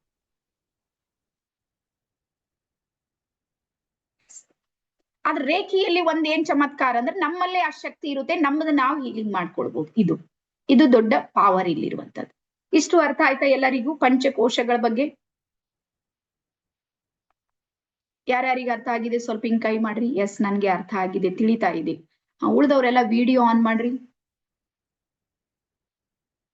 ನಿಮ್ಗೆ ಗೊತ್ತಾ, ಯಾರ್ಯಾರು ವಿಡಿಯೋ ಆಫ್ ಇಡ್ತೀರಿ ನೋಡ್ರಿ, ನಿಮ್ ಶುಕ್ರ ಮತ್ತು ಮಂಗಳ ಸರಿ ಕೆಲಸ ಮಾಡಂಗಿಲ್ಲ. ನಿಮ್ ಶುಕ್ರ ಮಂಗಳ ಇರುತ್ತೆ ನೋಡ್ರಿ, ನಿಮ್ಗೆ ಎಡವಟ್ ಮಾಡ್ತಾ ಇರುತ್ತೆ. ಭ್ರಮಾತ್ಮಕ ಲೋಕದಲ್ಲಿ ಬದುಕ್ತೀರಿ ನೀವು ವಿಡಿಯೋ ಆಫ್ ಇದ್ದವ್ರು. ಯಾಕಂದ್ರೆ ನಿಮ್ ಸಬ್ ಕಾನ್ಶಿಯಸ್ ಮೈಂಡ್ ಒಪ್ಕೊಳ್ಳೋದಿಲ್ಲ ಯಾರೋ ಒಬ್ರು ಕ್ಲಾಸ್ ಮಾಡ್ತಾ ಇದ್ದಾರೆ ಅಂತ ಹೇಳಿ. ನಿಮ್ಗೆ ಆ ಫೀಲಿಂಗ್ಸೇ ಬರೋದಿಲ್ಲ. ಆನ್ ಮಾಡಿದವ್ರಿಗೆ ಆಫ್ ಮಾಡಿದವ್ರಿಗೆ ರಿಸಲ್ಟ್ ಅಲ್ಲಿ ಅಜಗಜಾಂತರ ವ್ಯತ್ಯಾಸ ಇರುತ್ತೆ. ನಾನ್ ನಿಜವಾಗ್ಲೂ ಹೇಳ್ತಾ ಇದ್ದೀನಿ. ಮತ್ತೆ ಇದು ಒಂದು ಬಹಳ ದೊಡ್ಡ ಟಾಪಿಕ್ ಅನ್ನ ನಾನು ತಗೊಂಡ್ ಬಂದೀನಿ. ನಾವ್ ಇಷ್ಟು ಪ್ರಯತ್ನ ಮಾಡ್ತಾ ಇದೀವಿ, ನೀವು ವಿಡಿಯೋನು ಆಫ್ ಮಾಡ್ತೀವಿ ಅಂದ್ರೆ ನಮ್ಗೆ ಬೇಜಾರಾಗುತ್ತೆ. ಓಕೆನಾ? ಇಷ್ಟ ಅರ್ಥ ಆಯ್ತಾ? ನೆಕ್ಸ್ಟ್ ಮುಂದೆ ಹೋಗೋಣ, ಮುಂದಿನ ಟಾಪಿಕ್ ಕಡೆ ಹೋಗೋಣ. ರೆಡಿ ಇದ್ರಿ? ಅದಾದ ನಂತರ ನೆಕ್ಸ್ಟ್ ಬರ್ಕೋರಿ. 1 ನಿಮಿಷ ಮ್ಯೂಟ್ ಮಾಡ್ತೀನಿ.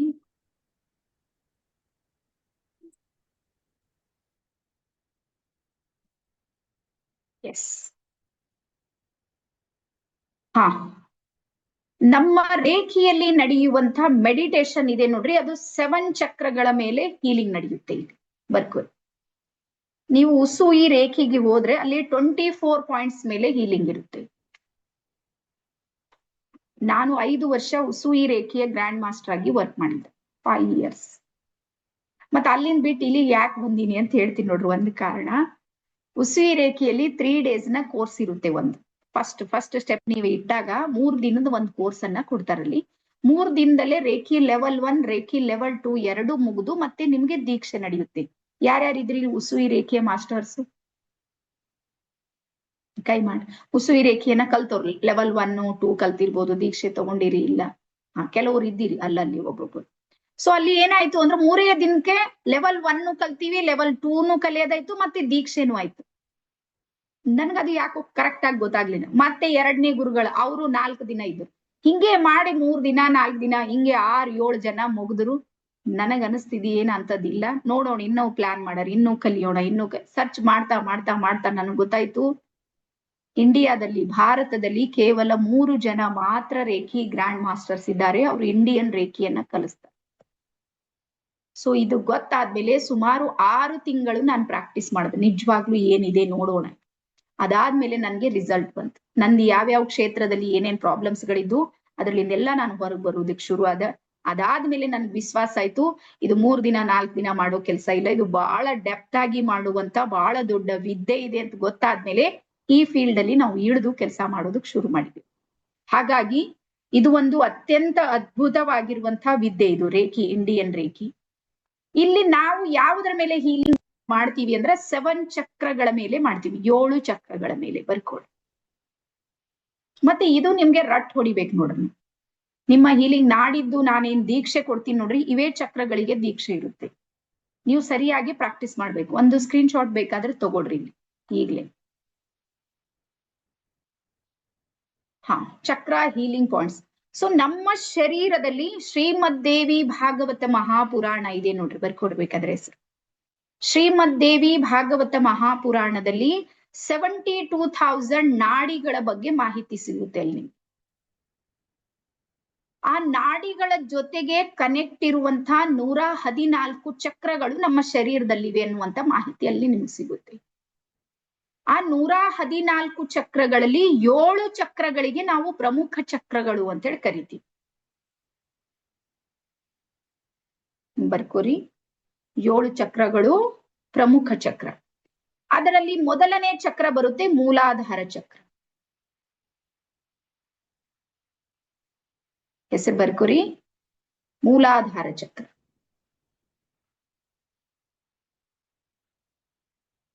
ಮೊದಲನೇ ಚಕ್ರ ಮೂಲಾಧಾರ ಚಕ್ರ.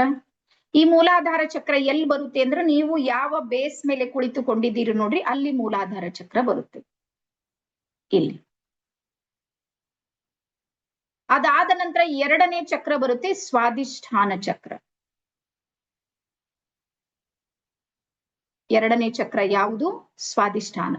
ಈ ಸ್ವಾದಿಷ್ಠಾನ ಚಕ್ರ ಇದೆ ನೋಡ್ರಿ, ನಿಮ್ಮ ಹೊಕ್ಕುಳು ಅಂತೀವಿ ನೋಡ್ರಿ, ನಾಭಿಯ ಕೆಳಗೆ 2 ಇಂಚ್ ಪ್ಲೇಸ್. ಮತ್ತಿದು ಸರಿಯಾಗಿ ನೆನ್ಪಿಟ್ಕೊರಿ. ಹೀಲಿಂಗ್ ಮಾಡುವಾಗ ನೀವು ಕೈಯನ್ನ ಅಲ್ಲಿಗೆ ತಗೊಂಡೋಗಿ ಹೀಲಿಂಗ್ ಮಾಡೋದಿರುತ್ತೆ.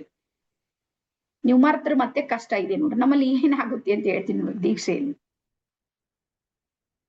ನಾನು ವಿಶುದ್ಧಿ ಚಕ್ರ ಹೇಳ್ತಾ ಇರ್ತೀನ, ಕಣ್ಬಿಟ್ಟು ನೋಡ್ತಾರೆ ವಿಶುದ್ಧಿಗೆ ಯಾರ್ಯಾರು ಎಲ್ಲೆಲ್ಲಿ ಕೈ ಹಿಡ್ದಾರ. ಯಾಕಂದ್ರೆ ಸರಿಯಾಗಿ ಪ್ರಾಕ್ಟೀಸ್ ಮಾಡಂಗಿಲ್ಲ, ಹಿಂಗಾಗುತ್ತೆ. ನಾನ್ ಮಣಿಪುರ ಚಕ್ರ ಹೇಳಿರ್ತೀನಿ, ಎಲ್ಲರೂ ತೆಗೆದು ನೋಡ್ತಿರ್ತಾರೆ. ಮಣಿಪುರ ಚಕ್ರ ಕಾಣಂಗೇ ಇಲ್ಲ, ಯಾಕಂದ್ರೆ ಸ್ಕ್ರೀನಿನ ಕೆಳಗಿರ್ತಾವ ಚಕ್ರಗಳು. ಯಾರ್ ಕೈ ಹಿಡದಾರ ಅವ್ರಿಗೆ ಮಾತ್ರ ಗೊತ್ತಿರುತ್ತೆ ಈ ಚಕ್ರ ಎಲ್ಲಿದೆ ಅಂತ. ಈಗ ನೋಡೋರಿಗೆ ಏನ್ ಗೊತ್ತಾಗುತ್ತೆ? ಗೊತ್ತಾಗೋದಿಲ್ಲ. ಹೃದಯ ಚಕ್ರದ ಮೇಲ್ ಬಂದ್ರೆ ಮಾತ್ರ ಸ್ಕ್ರೀನ್ ಮೇಲೆ ಗೊತ್ತಾಗುತ್ತೆ, ಇಲ್ಲಾಂದ್ರೆ ಗೊತ್ತಾಗೋದಿಲ್ಲ. ಸೊ ಹಾಗಾಗಿ ಪ್ರತಿಯೊಬ್ಬರಿಗೆ ಹೇಳ್ತೀನಿ, ಸರಿಯಾಗಿ ಇದನ್ನ ಪ್ರಾಕ್ಟೀಸ್ ಮಾಡ್ರಿ. ಯಾವ ಚಕ್ರ ಎಲ್ಲಿ ಬರುತ್ತೆ ಅಂತ ನಿಮಗ್ ಗೊತ್ತಾಗ್ಬೇಕು ನೋಡಿ. ಅಂದ್ರೆ ನಿಮ್ ದೀಕ್ಷೆಯಲ್ಲಿ ಬಹಳ ಸಪೋರ್ಟ್ ಆಗುತ್ತೆ. ಇಲ್ಲ ಅಂದ್ರೆ ನಿಮ್ ಕಷ್ಟ ಇದೆ ನೋಡಿ. ಒಂದ್ ನೆನ್ಪು ಉಳಿಯುತ್ತೆ, ಒಂದ್ ನೆನ್ಪು ಹೋಗುತ್ತೆ, ಫೀಲಿಂಗ್ ಬರೋದಿಲ್ಲ. ಫೀಲಿಂಗ್ ಬರೋದಿಲ್ಲ ಅಂದ್ರೆ ಹೀಲಿಂಗ್ ಆಗೋದಿಲ್ಲ. ಇದೇ ನಮ್ಗ್ ಕಷ್ಟ ಆಗುತ್ತೆ. ಅದಾದ ನಂತರ ಮೂರನೇ ಚಕ್ರ ಬರುತ್ತೆ ಮಣಿಪುರ ಚಕ್ರ. ಮಣಿಪುರ ಚಕ್ರ. ಈ ಮಣಿಪುರ ಚಕ್ರ ಎಲ್ಲಿ ಇರುತ್ತೆ ಅಂದ್ರ ನಾಭಿಯ ಮೇಲೆ 2 ಇಂಚ್, ಹೊಕ್ಕಳು ಅಂತಿದೆ ನೋಡ್ರಿ, ಅದ್ರ ಮೇಲೆ 2 ಇಂಚ್.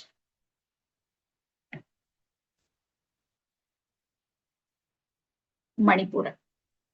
ಅದಾದ ನಂತರ ನೆಕ್ಸ್ಟ್ ಬರುತ್ತೆ ಹೃದಯ ಚಕ್ರ. ಇದಕ್ಕೆ ಅನಾಹತ ಚಕ್ರ ಅಥವಾ ಅನ್ಹದ್ ಚಕ್ರ ಅಂತ ಹೇಳ್ತಾರೆ. ಅನಾಹತ ಚಕ್ರ ಅಥವಾ ಅನ್ಹದ್ ಚಕ್ರ, ಹೃದಯ ಚಕ್ರ. ಅದರ ನಂತರ ನೆಕ್ಸ್ಟ್ ಬರುತ್ತೆ ವಿಶುದ್ಧಿ ಚಕ್ರ. ಇಲ್ಲಿ ವಿಶುದ್ಧಿ ಚಕ್ರ,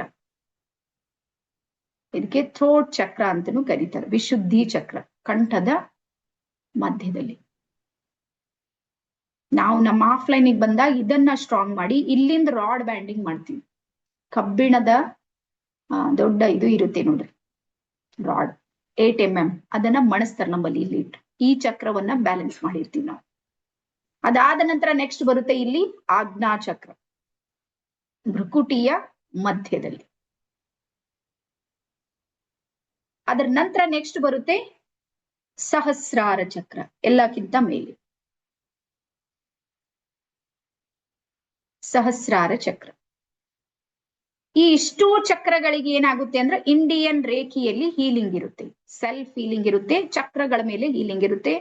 ಮತ್ತೆ ನಿಮ್ಗೆ ಇನ್ನೊಂದು ಹೇಳ್ತೀನಿ ನೋಡ್ರಿ, ಇಂಡಿಯನ್ ರೇಖಿಯಲ್ಲಿ ರೇಖಿ ಲೆವೆಲ್ 1 ನಲ್ಲಿ ಯಾವುದೇ ಸಿಂಬಲ್ಸ್ ಗಳು ಇರೋದಿಲ್ಲ. ಸಿಸ್ಟಮೇ ಹಂಗೆ ಇದೆ. ಕೆಲವ್ರು ಹಂಗ್ ಮೈಂಡ್ ಸೆಟ್ ಮಾಡ್ಕೊಂಡ್ ಬಂದಿರ್ತೀರಿ, ಲೆವೆಲ್ 1 ಒಳಗೆ ಒಂದು ಸಿಂಬಲ್ಸ್ ಕೊಟ್ಟೇ ಇಲ್ಲ, ಇರೋದೇ ಇಲ್ಲ ಇಲ್ಲಿ. ಒಂದನೇದು ಏನ್ ಲೆವೆಲ್ 1 ಇರುತ್ತೆ ನೋಡ್ರಿ, ರೇಖೀಯ ಇತಿಹಾಸ ಇರುತ್ತೆ, ಸಂಪೂರ್ಣ ಮಾಹಿತಿಗಳು ಬರುತ್ತೆ, ಬೇಸಿಕ್ ಆಗಿ ಏನೇನ್ ಬೇಕು ಎಲ್ಲಾನು ಕೊಟ್ಟಿರ್ತೀವಿ. ಮತ್ತೆ ದೀಕ್ಷೆಯನ್ನ ಕೊಡೋದೇ ಕೆಲಸ ಇರುತ್ತೆ ಲೆವೆಲ್ 1. ಅದಾದ ನಂತರ ದೀಕ್ಷೆಯ ರೆಕಾರ್ಡಿಂಗು ಸಿಗೋದಿಲ್ಲ ಇಂಡಿಯನ್ ರೇಖಿಯಲ್ಲಿ. ಹಾಗಾಗಿ ಸರಿಯಾಗಿ ನೀವು ಅರ್ಥ ಮಾಡ್ಕೊಳ್ಬೇಕು. ಸಂಡೇ ದಿವಸ ಬರ್ಕೊಡ್ಬೇಕಾದ್ರೆ ರವಿವಾರ ಬೆಳಿಗ್ಗೆ 10 ರಿಂದ 12 ಗಂಟೆ ತನಕ ದೀಕ್ಷೆ ನಡೆಯುತ್ತೆ. ನಾಳೆ ಮತ್ತೆ ಎಲ್ಲ ಮಾಹಿತಿಯನ್ನ ನಿಮ್ಗೆ ಕೊಡ್ತೀವಿ ನಾವು. ಆದ್ರೂ ರವಿವಾರ ಬೆಳಿಗ್ಗೆ 10 ರಿಂದ 12 ಗಂಟೆಗೆ ತನಕ ನಮ್ಮ ದೀಕ್ಷಾ ಸಮಾರಂಭ ನಡೆಯುತ್ತೆ. ಹಾಗಾಗಿ ಅವತ್ತು ನೀವು, ನಾಳೆ ಹೇಳ್ತೀನಿ, ತಲೆ ಸ್ನಾನ ಮಾಡ್ಕೊಂಡು ವೈಟ್ ಡ್ರೆಸ್ ಹಾಕೊಂಡು 108 ಓಂಕಾರಗಳನ್ನ ಹೇಳಿ ಕುಳಿತುಕೊಳ್ಳೋದಿರುತ್ತೆ.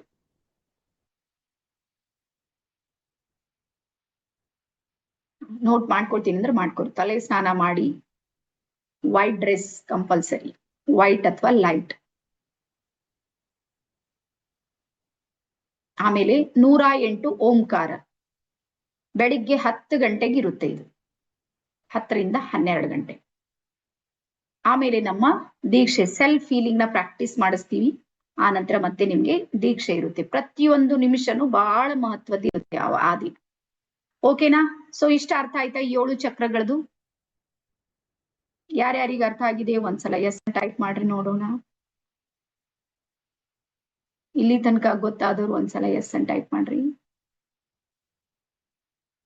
ಎಸ್ ಅನ್ ಟೈಪ್ ಮಾಡ್ರೆ ನೀವು ಆಕ್ಟಿವ್ ಇದ್ದೀರಿ ಅಂತ ನನ್ಗೂ ಗೊತ್ತಾಗುತ್ತೆ. ಹಾ, ಬೇಗ ಬೇಗ. ಇಲ್ಲಿ ತನಕ ನನ್ಗೆ ಅರ್ಥ ಆಗಿದೆ. Yes, done. ಆಮೇಲೆ ನಿಮ್ಗೆ ರೇಖಿ ಲೆವೆಲ್ 2 ಬೇಕು ಅಂದ್ರೆ ಈ ಟೈಮಿಗೆ ರೇಖಿ ಲೆವೆಲ್ 2 ಸಿಗೋದಿಲ್ಲ ನಿಮ್ಗೆ. ಬೆಳಿಗ್ಗೆ 5:30ರಿಂದ 6:30 ಇರುತ್ತೆ. ಇನ್ನೊಂದ್ಸಲ ಹೇಳ್ಬೋದಾ? ಯಾವ್ದ್ರ ಬಗ್ಗೆ? ಚಕ್ರಗಳ ಬಗ್ಗೆ. ಮೂಲಾಧಾರದಿಂದ ಒಂದ್ ಸ್ಕ್ರೀನ್ ಶಾಟ್ ತಗೋರಿ ಬೇಕಾದ್ರೆ ನೀವು. ಎಸ್, ಹಾ, ಚಕ್ರಗಳ ಬಗ್ಗೆ ಇನ್ನು ಒಂದು ಸ್ಕ್ರೀನ್ ಶಾಟ್ ತಗೋರಿ ನೀವು. ಇವೇ ಚಕ್ರಗಳಿಗೆ ಇದೇನು ದೊಡ್ಡದು ಸಮಸ್ಯೆ ಇಲ್ಲ.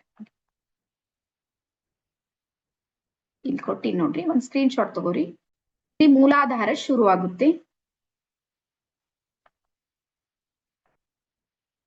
ಇಲ್ಲಿಂದ ಮೂಲಾಧಾರದಿಂದ ಸಹಸ್ರಾರ ತನಕ ಇಲ್ಲಿ ಹೆಸರುಗಳು ಇವೆ ನೋಡ್ರಿ. ಮೂಲಾಧಾರ, ಸ್ವಾದಿಷ್ಠಾನ, ಮಣಿಪುರ, ಅನಾಹತ, ವಿಶುದ್ಧಿ, ಆಜ್ಞಾ ಮತ್ತು ಸಹಸ್ರಾರ ಅಂತ ಬರ್ಬೇಕಿಲ್ಲಿ. ಸಹಸ್ರಾರ ಬರೀರಿ.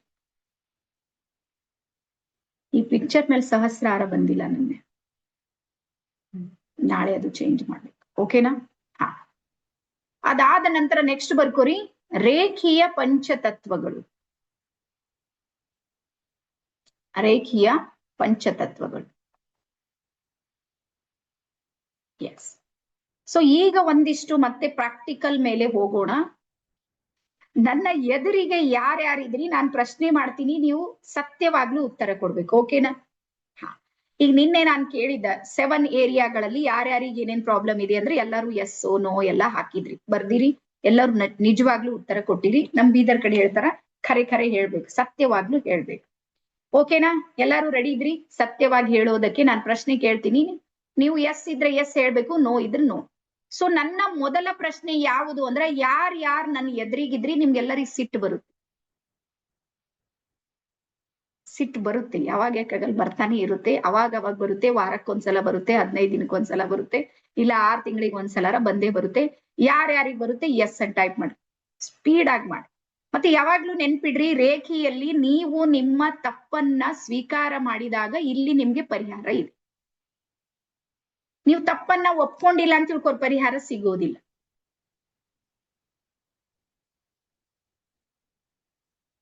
ಎಸ್, ಬಹಳಷ್ಟು ಜನ ಇದ್ದೀರಿ, ಎಲ್ಲರಿಗೂ ಸಿಟ್ಟು ಬರುತ್ತೆ.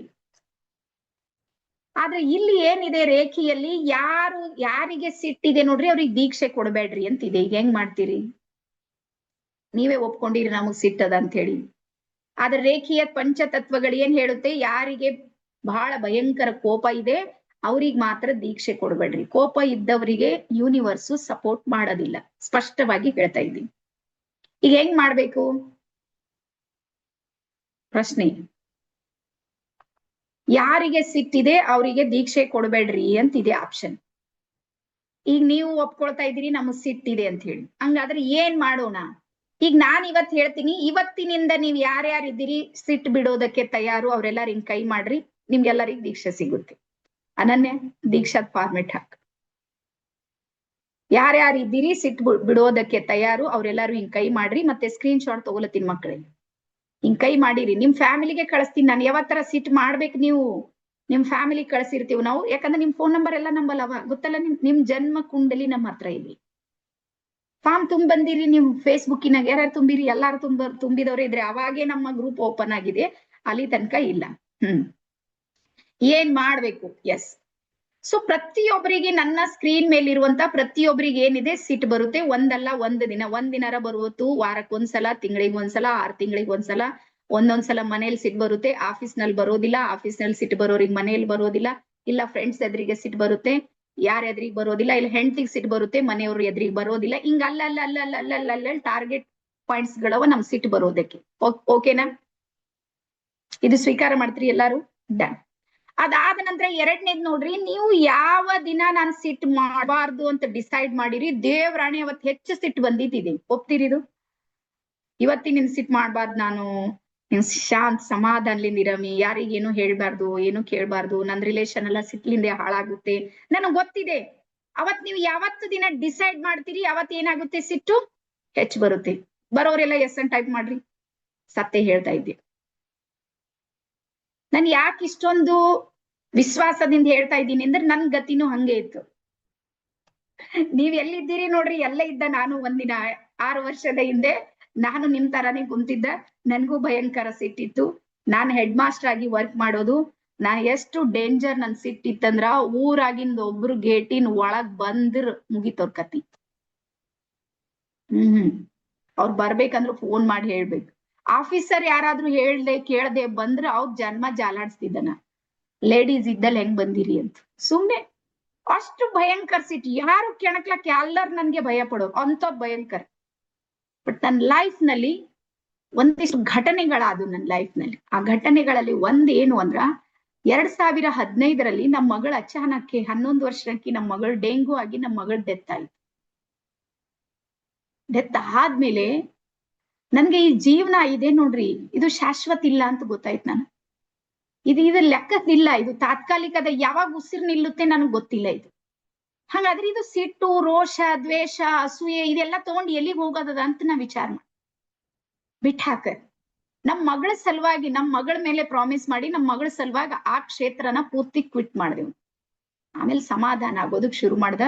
ನಂತರ ನಾನ್ ರೇಖಿಯೊಳಗ್ ಬಂದ, ಚಕ್ರ ಬ್ಯಾಲೆನ್ಸಿಂಗ್ ಕಲಿಯೋದಕ್ ಶುರು ಮಾಡ್ದ. ನನಗ್ ಗೊತ್ತಾಯ್ತು ಅಧ್ಯಾತ್ಮ ಅನ್ನುವಂಥದ್ದು ನಮ್ಮ ಜೀವನದ ಸರ್ವತೋಮುಖ ಬೆಳವಣಿಗೆಗೆ ಕಾರಣ ಆಗುತ್ತೆ ಅಂತ ನನಗೆ ಅರ್ಥ ಆದಾಗ ನಾನು ಈ ಫೀಲ್ಡ್ ಜೊತೆಗೆ ಕನೆಕ್ಟ್ ಆದ. ಹಾಗಾಗಿ ನಿಮ್ಗೆಲ್ಲರಿಗೆ ಹೇಳ್ತೀನಿ ನೋಡ್ರಿ, ಯೂನಿವರ್ಸ್ ಯಾರಿಗೆ ಸಪೋರ್ಟ್ ಮಾಡುತ್ತೆ ಅಂದ್ರೆ, ಯಾರು ಶಾಂತಿಯಿಂದ ಇದ್ದಾರೆ, ಯಾರು ಸಮಾಧಾನದಿಂದ ಇದ್ದಾರೆ, ಯಾರು ನೆಮ್ಮದಿಯಾಗಿದ್ದಾರೆ ನೋಡ್ರಿ, ಅವರಿಗೆ ಬ್ರಹ್ಮಾಂಡ ಸಪೋರ್ಟ್ ಮಾಡುತ್ತೆ. ಈ ಭಯಂಕರ ರೋಷ, ದ್ವೇಷ, ಸಿಟ್ಟು ಏನೇನೋ ಮಾಡ್ತಾರ ನೋಡ್ರಿ, ಅವ್ರಿಗೆ ರೇಖಿ ಸಪೋರ್ಟ್ ಮಾಡೋದೇ ಇಲ್ಲ. ನಾನು ಪ್ರಾಮಿಸ್ ಮಾಡಿ ಹೇಳ್ತೀನಿ, ನೀವು ಪೂರ್ತಿ ಗ್ರ್ಯಾಂಡ್ ಮಾಸ್ಟರ್ ಕಲ್ತ ಸರ್ಟಿಫಿಕೇಟ್ನು ಬಂದಿದೆ, ನಿಮ್ಮ ಸ್ವಭಾವದಲ್ಲಿ ಪರಿವರ್ತನೆ ಆಗಿಲ್ಲ ಅಂದ್ರೆ ರೇಖಿ ಏನು ವರ್ಕ್ ಮಾಡ್ತಾ ಇಲ್ಲ ಅಂತ ತಿಳಿತಾ ಇದೆ ಎಲ್ಲರಿಗೂ. ಈಗ ನೀವೆಲ್ಲರೂ ಒಪ್ಕೊಂಡ್ರಿ ಏನು ಅಂದ್ರೆ ನಮಗ್ ಸಿಟ್ಟಿದೆ ಅಂತ ಒಪ್ಕೊಂಡ್ರಿ, ಓಕೆ ಡನ್. ಈಗ ನಾನ್ ಹೇಳ್ತೀನಿ, ಸಿಟ್ಟು ಬಿಡೋ ಐಡಿಯಾ ನಾನ್ ಹೇಳ್ತೀನಿ, ಕಲಿಯೋದಕ್ ರೆಡಿ ಇದ್ದೀರಿ ಎಲ್ಲರೂ? ಎಸ್ ಅನ್ರಿ, ಹಿಂಗ್ ಮಾಡ್ರಿ. ಐಡಿಯಾ ಫ್ರೀದೊಳಗ, ನೀವೇನು ನಯಾ ಪೈಸೆ ಕಟ್ಟಿಲ್ಲ, ಆದ್ರೂ ಫ್ರೀದೊಳಗೆ ಹೇಳ್ತೀನಿ ಸಿಟ್ಟು ಬಿಡೋದ್ ಹೆಂಗ ಐಡಿಯಾ ಅಂತ ಹೇಳಿ ಬರ್ಕೊಡ್ರಿ. ಮೊದಲನೇ ತತ್ವ, ನಮ್ಮ ರೇಖಿಯ ಮೊದಲನೇ ತತ್ವ ಏನು ಅಂದ್ರ, ನಾನು ಇವತ್ತಿಗೆ ಮಾತ್ರ ಕೋಪ ಮಾಡಿಕೊಳ್ಳುವುದಿಲ್ಲ ಅಂತ. ಕನ್ನಡದಲ್ಲಿ, just for today I will not be angry. ನಾನು ಇವತ್ತಿಗೆ ಮಾತ್ರ ಕೋಪ ಮಾಡಿಕೊಳ್ಳುವುದಿಲ್ಲ. ಬರ್ಕೊಡ್ರಿ ಫಸ್ಟ್. ಆಮೇಲೆ ಇದು ಹೆಂಗ್ ಬಿಡೋದಂತ ನಿಮ್ಗೆ ಸ್ಟೆಪ್ ಬೈ ಸ್ಟೆಪ್ ಐಡಿಯಾ ಹೇಳ್ತೀನಿ. ನಾನು ಇವತ್ತಿಗೆ ಮಾತ್ರ ಕೋಪ ಮಾಡಿಕೊಳ್ಳುವುದಿಲ್ಲ. ಈಗ ನೀವೇನ್ ಮಾಡ್ಬೇಕು, ನಿಮ್ ಹತ್ರ ಯೆಲ್ಲೋ ಕಲರ್ ಡ್ರಾಯಿಂಗ್ ಶೀಟ್ ಇದೆಲ್ಲ ಎಲ್ಲಾರ ಹತ್ರ? ನಿಮ್ಗೆ ವಸ್ತುಗಳ ಹೇಳುವಾಗ ಹೇಳಿ, ಹಿಂಗ್ ಕೈ ಮಾಡ್ರೆ ನಂಗೆ ಸಿಟ್ಟು ಬರುತ್ತೆ ನೋಡಿ. ನೀವು ಸರಿಯಾಗಿ ಮೆಸೇಜೇ ಓದೋದಿಲ್ಲ. ಮೆಸೇಜ್ ಓದ್ಬೇಕಲ್ಲ, ಏನೇನ್ ಸಾಮಗ್ರಿಗಳು ಕೊಟ್ಟಾರ ಏನಿಲ್ಲ. ಒಂದ್ ಕೋರ್ಸ್ ನಲ್ಲಿ, ಒಂದ್ ತರಬೇತಿಯಲ್ಲಿ ಬಂದಿರಂದ್ರೆ ಸಾಮಗ್ರಿಗಳು ನಿಮ್ ಹತ್ರ ಇರ್ಬೇಕು. ಒಂದ್ ವೇಳೆ ಇವತ್ತಿಲ್ಲ ಅಂದ್ರೆ ಇವತ್ ನಿಮ್ಮ ಡೈರಿಯಲ್ಲಿ ಬರ್ಕೊಡ್ರಿ, ನಾಳೆ ಆದ್ರೂ ಅದನ್ನ ನೀಟಾಗಿ ಬರ್ದು ಗ್ರೂಪ್ ನಲ್ಲಿ ಶೇರ್ ಮಾಡ್ಬೇಕು ನೀವು 5 ತತ್ವಗಳನ್ನ. ಓಕೆನಾ? ಎಸ್. ಸೊ ನಿಮ್ಮ ಯೆಲ್ಲೋ ಕಲರ್ ಮೇಲೆ ಆಮೇಲೆ ಬರೀರಿ, ಮೊದಲ ಡೈರಿ ಒಳಗ್ ಬರೀರಿ ನೀಟಾಗಿ, ಆಮೇಲೆ ಅದ್ರ ಮೇಲೆ ಜೋಡಿಸ್ಕೊಡ್ರಿ. ಏನ್ ಮಾಡ್ತೀರಿ, ಫಸ್ಟ್ ರೇಖೀಯ ಪಂಚತತ್ವಗಳು ಅಂತ ಮೇಲ್ ಟೈಟಲ್ ಹಾಕ್ಬೇಕು, ದಪ್ಪ ಅಕ್ಷರಗಳು, red colour sketch pen. Yellow colour drawing sheet ಮೇಲೆ ರೆಡ್ ಕಲರ್ ಸ್ಕೆಚ್ ಪೆನ್ ಮೇಲೆ ಏನ್ ಮಾಡ್ಬೇಕು, ನೀಟಾಗಿ ಬರಿಬೇಕು ರೇಖೀಯ ಪಂಚತತ್ವಗಳು. ಅದರಲ್ಲಿ ಮೊದಲನೇ ತತ್ವ ಬರುತ್ತೆ ಏನು, ನಾನು ಇವತ್ತಿಗೆ ಮಾತ್ರ ಕೋಪ ಮಾಡಿಕೊಳ್ಳೋದಿಲ್ಲ. ನಾನು ಬರ್ಕೊಡ್ರಿ, ಎಲ್ಲಾರು ಬರೀರಿ, ವಿಡಿಯೋ ಆನ್ ಮಾಡ್ರಿ. ನಾನು ಇವತ್ತಿಗೆ ಮಾತ್ರ ಕೋಪ ಮಾಡಿಕೊಳ್ಳೋದಿಲ್ಲ.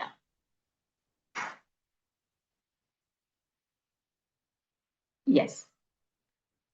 ಈಗ ಇದನ್ನ ಬರೆದು 5 ತತ್ವಗಳನ್ನ ಬರೆದು ನಿಮ್ ಮನೆ ಹಾಲ್ ನಲ್ಲಿ, ನಿಮ್ ಹತ್ರ ಏನಾದ್ರೂ ವಿಷನ್ ಬೋರ್ಡ್ ಇದೆ, ನಮ್ಮಲ್ಲಿ ಯಾರ್ಯಾರು ಸೀನಿಯರ್ ಇದ್ರಿ ವಿಷನ್ ಬೋರ್ಡ್ ಆಕ್ಟಿವಿಟಿಗಳನ್ನ ಅವ್ರೆಲ್ಲ ಡೈಲಿ ಮಾಡ್ತಾರೆ. ನಿಮ್ಮಲ್ಲಿ ಇದೆ ಅಂದ್ರ ವಿಷನ್ ಬೋರ್ಡಿಗೆ ಹಾಕ್ರಿ. ವಿಷನ್ ಬೋರ್ಡ್ ಇಲ್ಲ, ಇಟ್ಸ್ ಓಕೆ, ಗೋಡೆಗೆ ಏನ್ ಮಾಡ್ಬೇಕು, ಪೇಸ್ಟ್ ಮಾಡಿ. ಮೆತ್ತಿಸ್ಬಿಡ್ಬೇಕು, ಅದಕ್ಕೆ ಹಚ್ಚಿಬಿಡ್ರಿ. ಈಗ ಇಲ್ಲಿ ಏನ್ ಆಕ್ಟಿವಿಟಿಯನ್ನ ಮಾಡ್ಬೇಕು ಅಂತ ಹೇಳ್ತೀನಿ ನೋಡ್ರಿ. ಬೆಳಗಾಗಿ ಹೇಳ್ಬೇಕು, ನೋಡ್ಬೇಕು, ನೋಡಿ ಡಿಸೈಡ್ ಮಾಡ್ಬೇಕು, ನಾನು ಇವತ್ ಸಿಟ್ ಮಾಡೋದಿಲ್ಲ. ಏನ್ ಡಿಸೈಡ್ ಮಾಡ್ಬೇಕು? ನಾನು ಇವತ್ ಸಿಟ್ ಮಾಡೋದಿಲ್ಲ. ಪ್ಲಾನ್ ಮಾಡ್ಬೇಕು. ಎರಡು ಕೈಯನ್ನ ಮುಷ್ಟಿ ಮಾಡಿ ಏನ್ ಹೇಳ್ಬೇಕು? ನಾನ್ ಇವತ್ತಿಗೆ ಮಾತ್ರ ಸಿಟ್ ಮಾಡೋದಿಲ್ಲ. ಪ್ಲಾನ್ ಮಾಡ್ಬೇಕು, ಡಿಸೈಡ್ ಮಾಡ್ಬೇಕು, ಸಂಪೂರ್ಣ ಮನಸ್ಸಿಗೆ ರಿಲ್ಯಾಕ್ಸ್ ಮಾಡ್ಬೇಕು ಆ ಟೈಮ್ನಲ್ಲಿ. ನೀವು ಡಿಸೈಡ್ ಮಾಡಿದ ತಕ್ಷಣಕ್ಕೆ ನಿಮ್ ಹತ್ರ ಸಿಟ್ಟು ಬರ್ಲಾರ್ದಂತ ಸಿಚುವೇಶನ್ ಇರುತ್ತೆ ಅಂತಿಲ್ಲ. ಅದ್ರ ವಿರುದ್ಧ ಸಿಚುವೇಶನ್ ನಿಂದೆ ನೀವು ಹೋರಾಟ ಮಾಡೋದಿರುತ್ತೆ.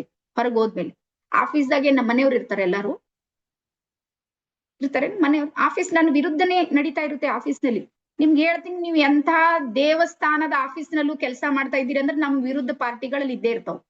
ಯಾರ ಒಬ್ರು ಇಬ್ರು ನಮ್ಗೆ ಟೆನ್ಷನ್ ಕೊಡೋರು ಇದ್ದೇ ಇರ್ತಾರ. ಆದ್ರೆ ಇಡೀ ದಿನದಲ್ಲಿ ಏನ್ ಹೇಳ್ಬೇಕು? ಇವತ್ ಮಾತ್ರ. ನಾಳೆ ಹೋಗಿ ಮರ್ಡರ್ ಮಾಡರಿ, ಆದ್ರೆ ಇವತ್ ಮಾಡೋದಿಲ್ಲ. ಗೊತ್ತಾಯ್ತಾ? ಮೈಂಡಿಗೆ ಹೇಳ್ಬೇಕು, ಇವತ್ ಒಂದಿನ ಕಂಟ್ರೋಲ್. ಎಲ್ಲ ಟೆನ್ಷನ್ ಇರ್ತಾವ. ಇವತ್ತಿಗೆ ಮಾತ್ರ ನಾನು ಕೋಪ ಮಾಡ್ಕೊಳ್ಳೋದಿಲ್ಲ. ನೀವು ಡಿಸೈಡ್ ಮಾಡಿ. ಈಗ ಇಲ್ಲಿ ನಿಮ್ಗೆ ಒಂದು ಉದಾಹರಣೆಯನ್ನು ಹೇಳ್ತೀನಿ ನೋಡ್ರಿ. ಯಾರ್ಯಾರಿದ್ರಿ 30+ ಇದ್ದವರೆಲ್ಲ ಸ್ವಲ್ಪ ಹಿಂಗ್ ಕೈ ಮಾಡ್ರಿ. 30 to 35+ ಇರೋರು ಎಲ್ಲಾರು.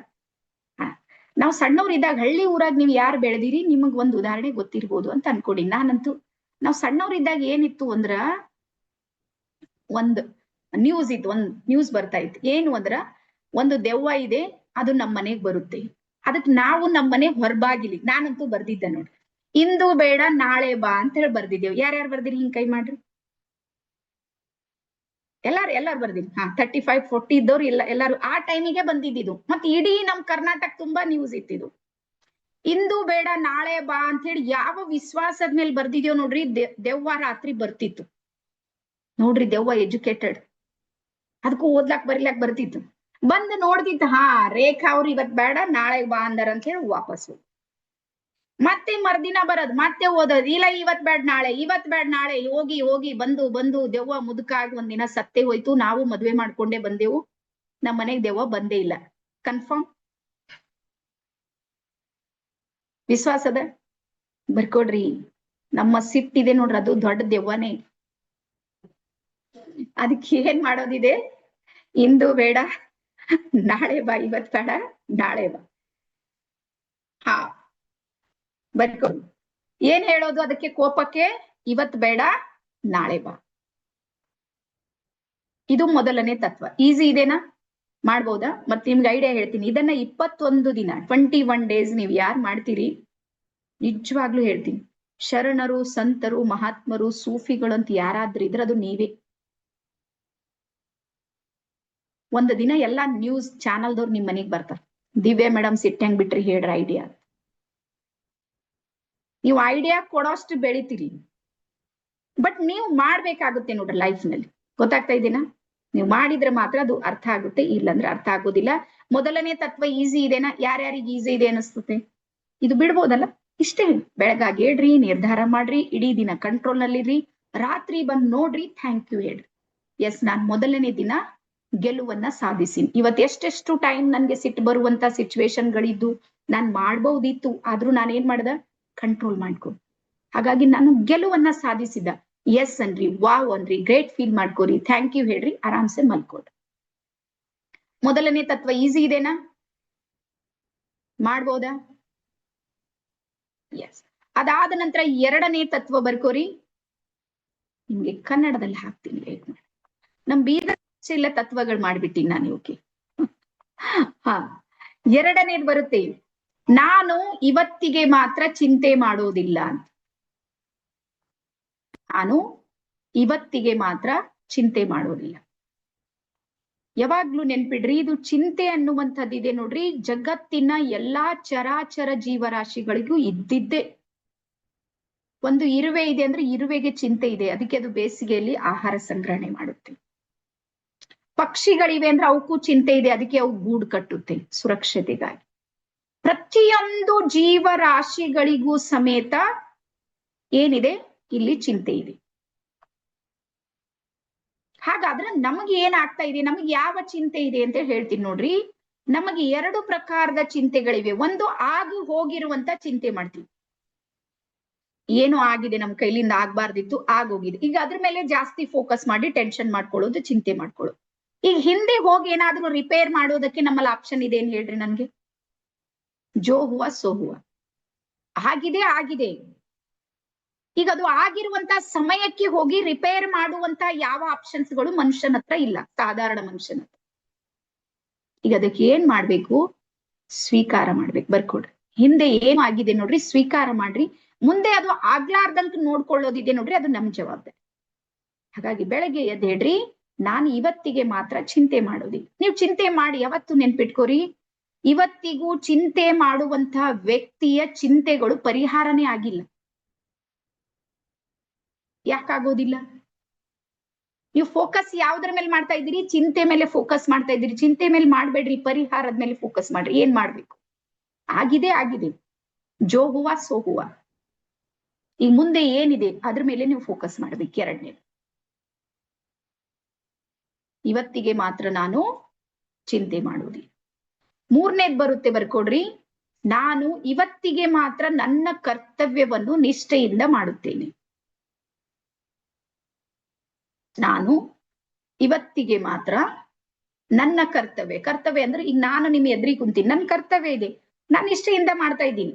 ನನ್ಗೆ ಗೊತ್ತಿದೆ ಇಲ್ಲಿ 1 ನಯಾ ಪೈಸೆದ್ ಇನ್ಕಮ್ ಇಲ್ಲ ಈ ಕೋರ್ಸ್ ಮಾಡಿದ್ರಂತ. 100%. 4 ದಿನ ಸುಮ್ಮನ್ ಗಾಳಿ ಗುದ್ಲತ್ತೀವಂತ ನಮ್ಗೆ ಗೊತ್ತಿದೆ. ಆದ್ರೂ ಅದು ನನ್ ಕರ್ತವ್ಯ ಇದೆ. ನನ್ಗೆ ಗೊತ್ತಿದೆ 130 ಜನರಲ್ಲಿ 30 ಡೈಮಂಡ್ಸ್ ಗಳು ನಂದವಂತ ಗೊತ್ತಿದೆ. ನನ್ ಲೆವೆಲ್ 2 ದೊಳಗೆ ಬಂದೇ ಬರ್ತಾರಂತ ನನ್ಗೆ ಗೊತ್ತಿದೆ. ಆ ಡೈಮಂಡ್ಸ್ ಹುಡುಕೋಕಾಗಿ 100 ಜನರಿಗೆ ಎಕ್ಸ್ಟ್ರಾ ಜ್ಞಾನವನ್ನ ಕೊಡ್ತೀವಿ ನಾವು. ಪ್ರತಿ ವಾರ ನಡೆಯುತ್ತೆ ಇದು ನಮ್. ಆದ್ರೆ ನನ್ ಕರ್ತವ್ಯ ಇದೆ, ನಾನ್ ಮಾಡ್ತೀನಿ. ಮತ್ತೆ ಯಾರ್ಯಾರಿಗೆ ಪರಿವರ್ತನೆ ಆಗ್ಬೇಕಂತಿದೆ ನೋಡ್ರಿ, ಅವ್ರು ಒಂದ್ ಹೆಜ್ಜೆ ಇಡ್ತಾರ, ಅವ್ರ ನಿದ್ದೆಯನ್ನ ಗೆಲ್ತಾರ. ಈಗ ಇಲ್ಲಿ ದೊಡ್ಡ ಚಾಲೆಂಜ್ ನಮ್ ರೇಖಿ ಲೆವೆಲ್ 2 ಏನಿದೆ ಅಂದ್ರೆ ಬೆಳಗಾಗಿ ಹೇಳೋದ್ ಬೇಡ. ಲೈಫ್ ನಾಗ ಇಲ್ಲಿ ತನಕ ಏಳಾರ್ದಂಗ ಇರೋ ಕಾರಣಕ್ಕೆ ನೀವು ಸಕ್ಸಸ್ ಆಗ್ಲಿಲ್ಲ. ನೀವು ಏನೆಲ್ಲವೂ ಮಾಡ್ಬೋದಿತ್ತು. ಬೆಳಗ್ಗೆ 2 hours ಬೇಗ ಎದ್ರ ಏನೆಲ್ಲ ಸಾಧನೆ ಮಾಡ್ಬೋದಿತ್ತು. ಯಾಕೆ ಮಾಡ್ಲಿಲ್ಲ? ಬೆಳಗ್ಗೆ ಏಳಲಿಲ್ಲ ನೀವು.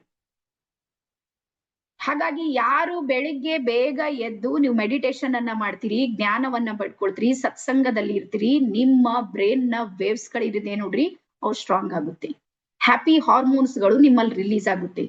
ಡೊಪಮೈನ್ ಇರ್ಬೋದು, ಸೆರೋಟೋನಿನ್ ಇರ್ಬೋದು, ಆಕ್ಸಿಟೋಸಿನ್ ಇರ್ಬೋದು, ಎಂಡರ್ಫೋನ್ ಇರ್ಬೋದು, ಎಲ್ಲಾನು ಸಮೇತ ನಿಮ್ಮಲ್ಲಿ ಚೆನ್ನಾಗಿ ವರ್ಕ್ ಮಾಡುತ್ತೆ. ಹಾಗಾಗಿ ನಮ್ಮ ಲೆವೆಲ್ 2 ಇದೆ ನೋಡ್ರಿ, ಅದು ಚಾಲೆಂಜಿಂಗ್ ಇರೋರಿಗೆ ಮಾತ್ರ ಇರೋದು, ಎಲ್ಲರ ಸಲುವಾಗಿ ಇಲ್ಲೇ ಇಲ್ಲ ಅದು. ಹಾಗಾಗಿ ನೆನ್ಪಿಡ್ರಿ, ನೀವೆಷ್ಟೆಷ್ಟು ಚಿಂತೆ ಮಾಡ್ತೀರಿ ಅಷ್ಟಷ್ಟು ನಿಮ್ಮ ವೈಬ್ರೇಷನ್ ಹಾಳಾಗುತ್ತೆ.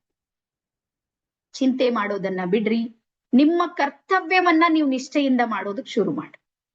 ಅದಾದ ನಂತರ ನೆಕ್ಸ್ಟ್ ಬರುತ್ತೆ, ನಾನು ನನ್ನ ನೆರೆಹೊರೆಯವರನ್ನು ಕಾಳಜಿಯಿಂದ ನೋಡಿಕೊಳ್ಳುತ್ತೇನೆ. ನನ್ನ ಮನೆ ಅಕ್ಕಪಕ್ಕದಲ್ಲಿ ನನಗ್ ಪರಿಚಯ ಇರುವವರಿಗೆ, ಅವ್ರಿಗೇನೋ ಕಷ್ಟ ಇದೆ, ಅವ್ರಿಗೇನೋ ಸಮಸ್ಯೆ ಇದೆ, ತಕ್ಷಣಕ್ಕೆ ಹೋಗಿ ನಾನು ಸ್ಪಂದನೆ ಮಾಡ, ನಾನ್ ಕೇಳ್ಬೇಕು ಅವ್ರ ಬಗ್ಗೆ ಒಂದ್ ಕಾಳಜಿ ಇದೆ ನೋಡ್ರಿ, ಅದು ಬಹಳ ದೊಡ್ಡ ಕೆಲಸ ಮಾಡುತ್ತೆ. ಇದು 4ನೇ ತತ್ವ. ನಾನು ನನ್ನ ನೆರೆಹೊರೆಯವರನ್ನು ಕಾಳಜಿಯಿಂದ ನೋಡಿಕೊಳ್ಳುತ್ತೇನೆ. ಅದಾದ ನಂತರ ಕೊನೆಗೆ ಬರುತ್ತೆ, ನನ್ನ ಹತ್ತಿರ ಏನಿದೆ ಅದಕ್ಕಾಗಿ ನಾನು ಧನ್ಯವಾದ ಹೇಳುತ್ತೇನೆ. ನನ್ನ ಹತ್ರ ಯಾವುದಿದೆ ನೋಡ್ರಿ ಅದಕ್ಕೆ ಥ್ಯಾಂಕ್ ಯು ಹೇಳು. ನನ್ನ ಹತ್ರ ಹಣ ಇಲ್ಲ, ಇಟ್ಸ್ ಓಕೆ, ಆದ್ರೆ ಆರೋಗ್ಯ ಇದೆ, ಥ್ಯಾಂಕ್ ಯು ಹೇಳ್ರಿ. ನನ್ನ ಹತ್ರ ಆರೋಗ್ಯ ಇದೆ, ರಿಲೇಶನ್ಶಿಪ್ ಪ್ರಾಬ್ಲಮ್ ಇಲ್ಲ, ಓಕೆ, ಥ್ಯಾಂಕ್ ಯು ಹೇಳ್ರಿ. ಎಷ್ಟೋ ಜನರಿಗೆ ರಿಲೇಶನ್ಶಿಪ್ ಪ್ರಾಬ್ಲಮ್ ನನ್ನ ಎದುರಿಸ್ತಾ ಇದ್ದಾರೆ. ನನ್ನ ಜೀವನದಲ್ಲಿ ನಾನು ಹೇಳಿದ್ದು ಕೇಳುವಂತ ನನ್ನ ದಾಂಪತ್ಯ ಇದೆ, ಅದಕ್ಕಿಂತ ದೊಡ್ಡದೇನ್ ಗಿಫ್ಟ್ ಏನ್ ಇದೆ ನೋಡ್ರಿ, ಅದಕ್ಕೆ ಥ್ಯಾಂಕ್ ಯು ಹೇಳ್ರಿ. ಏನಿಲ್ಲ ಅದು ಆಟೋಮೆಟಿಕ್ ಅಟ್ರಾಕ್ಟ್ ಆಗುತ್ತೆ. ನೆನ್ಪಿಡ್ರಿ, ಇದು ಸೈನ್ಸ್. ಬರ್ಕೊಡ್ರಿ, ನನ್ನ ಹತ್ರ ಏನಿದೆ ಅದಕ್ಕೆ ಧನ್ಯವಾದ ಹೇಳೋದಕ್ ಶುರು ಮಾಡ್ರಿ. ಥ್ಯಾಂಕ್ ಯು ಹೇಳ್ರಿ, ಥ್ಯಾಂಕ್ ಯು ಹೇಳ್ರಿ, ಥ್ಯಾಂಕ್ ಯು. ಅವಾಗ ನಿಮ್ ಹತ್ರ ಏನ್ ಇಲ್ಲ ನೋಡ್ರಿ, ಅದು ತಂತಾನೆ ನಿಮ್ ಹತ್ರ ಬರುತ್ತೆ. ಇಷ್ಟು ಗೊತ್ತಾಯ್ತು ಎಲ್ಲರಿಗೂ ರೇಖೀಯ ಪಂಚತತ್ವಗಳು. ಎಸ್. ಸೊ ನಾಳೆ ನಾವು ಮತ್ತೆ 7 ಗಂಟೆಗೆ ಅತ್ಯಂತ ಅದ್ಭುತವಾಗಿರುವಂತಹ ಸೆಷನ್ ಕಡೆ ಹೋಗೋಣ. ಇವತ್ ಹೇಳಿರುವಂತಹ ಪ್ರಾಕ್ಟಿಕಲ್ ಏನಿದೆ, ಎಲ್ಲರೂ ಯೆಲ್ಲೋ ಕಲರ್ ಡ್ರಾಯಿಂಗ್ ಶೀಟ್ ನಲ್ಲಿ ನೀಟಾಗಿ 5 ತತ್ವಗಳನ್ನ ಬರೆದು, ಮತ್ತೆ ಇಲ್ಲಿ ಕೆಲವರು ನನ್ಕಿಂತ ಶಾಣೆ ಇದ್ದವರು ಇದ್ರಿ. ಶಾಣೆ ಅಂದ್ರೆ ಎಲ್ಲೆಲ್ಲೋ ರೇಖಿಯನ್ನ ಕಲ್ತು ಬಂದಿರಿ. ನಮ್ದು ಇದು ಇಂಡಿಯನ್ ರೇಖಿ ಇದೆ, ನಮ್ದೇ ಸಿಸ್ಟಮ್ ಮೇಲೆ ಹೇಳ್ತೀವಿ ನಾವು. ನಮ್ದೇ ಒಂದ್ ಸಿಸ್ಟಮ್ ಇದೆ, ಅದ್ರ ಪ್ರಕಾರನೇ ನಾವು ಹೇಳೋದು. ಹಾಗಾಗಿ ನಾನ್ ಏನ್ ಹೇಳಿನಿ ಅದನ್ನ ಮಾತ್ರ ಪಂಚತತ್ವಗಳನ್ನ ಬರಿಬೇಕು. ನೀವ್ರೇ ಏನನ್ನೋ ಆಡ್ ಮಾಡ್ದ ನಾನೇ PhD ಮಾಡತೀನಿ ಅಂದ್ರೆ ನಿಮ್ಗೆ ಇಲ್ಲಿ ಅವಕಾಶ ಇಲ್ಲ, ದಯವಿಟ್ಟು ಹೇಳ್ತೀನಿ. ನೀವು ಎಲ್ಲಾದ್ರೂ ಹೋಗಿ ನಿಮ್ದೇ ಒಂದ್ ಟೀಮ್ ಕಟ್ಕೊಂಡು ನೀವು ಮಾಡ್ಬೋದು. ಬಟ್ ಇಲ್ಲಿ ನೀವು ಏನು ನಿಮ್ಮ ಜ್ಞಾನ ಇದೆ ನೋಡ್ರಿ ಅದು ತೋರ್ಸೋದ್ ಬೇಕಾಗಿಲ್ಲ. ನೀವ್ ಕೆಲವ್ರು ಬರ್ತಾರ, ನಾನು ಒಂದ್ ದೊಡ್ಡ ಗುರು ಇದ್ದೀನಿ, ಗುರು ಇದ್ರೆ ಇಲ್ಲಿ ಕಲಿಯೋ ಜರೂರತೆ ಇರಲ್ಲ. ನಿಮ್ ಟೀಮ್ ಕಟ್ಬೇಕು, ನೀವು ಕೆಲಸ ಮಾಡ್ತಾ ಇರ್ಬೇಕು. ನಾನ್ ಹಿಂಗೆ ಹೇಳ್ತೀನಿ. ಹಾಗಾಗಿ ಇನ್ನೊಬ್ರು ಟೀಮ್ ನಲ್ಲಿ ಬಂದು ಡಿಸ್ಟರ್ಬ್ ಮಾಡೋದು, ತಂದೆ ನಿಯಮಗಳನ್ನ ಬರಿತಾ ಕೂಡೋದು ಅದು ದಯವಿಟ್ಟು ಮಾಡ್ಬೇಡ್ರಿ. ಇಲ್ಲಿ ಸಿಸ್ಟಮ್ ಏನಿದೆ ಆ ಸಿಸ್ಟಮ್ ಪ್ರಕಾರ ನೀವೆಲ್ಲರೂ ಸಮೇತ ಮಾಡ್ಬೇಕು ಅನ್ನುವಂತ ವಿಚಾರವನ್ನ ಹೇಳ್ತಾ ಇವತ್ತಿನ ಕ್ಲಾಸ್ ಎಲ್ಲರಿಗೂ ಅರ್ಥ ಆಗಿದೆನಾ? ಪಂಚತತ್ವಗಳು ಮಾಡ್ಬೋದಾ? ಈಸಿ ಇದೆಲ್ಲ, ಅಂತದೇನ್ ಕಷ್ಟ ಇಲ್ಲ. ನೀವು ಮಾಡ್ಬೇಕಷ್ಟೇ, ಫೋಕಸ್ ಇಡ್ಬೇಕು ನೋಡ್ರಿ, ನೆನ್ಪಿಟ್ಕೊಳ್ಬೇಕು, ಫೋಕಸ್ ಮಾಡ್ಬೇಕು. ಎಲ್ಲೆಲ್ಲಿ ತಪ್ತಾ ಇದ್ರೆ ಅಲ್ಲಿ ಕಂಟ್ರೋಲ್ ಮಾಡ್ಬೇಕಷ್ಟೇ. ಬೇರೆದೇನಂತ ದೊಡ್ಡ ಸಿದ್ಧಾಂತ ಇದ್ರಲ್ಲಿ ಏನೂ ಇಲ್ಲ. ಅತ್ಯಂತ ಸರಳ ಇರುವಂತದ್ದು ರೇಖಿಯಷ್ಟು ಸರಳ ಯಾವುದೂ ಇಲ್ಲ ನಿಮ್ಗೆ. ಯಾವ ಕೋರ್ಸು ರೇಖಿಯಷ್ಟು ಸರಳ ಇಲ್ಲ ನಿಮ್ಗೆ. ಓಕೆನಾ? ಸೊ ನಾಳೆ ಮತ್ತೆ ನಾವು ಸಿಗೋಣ. ಎಲ್ಲರಿಗೂ ಶರಣಾರ್ಥಿ. ಧನ್ಯವಾದ. Thank you. ಬಾಯ್.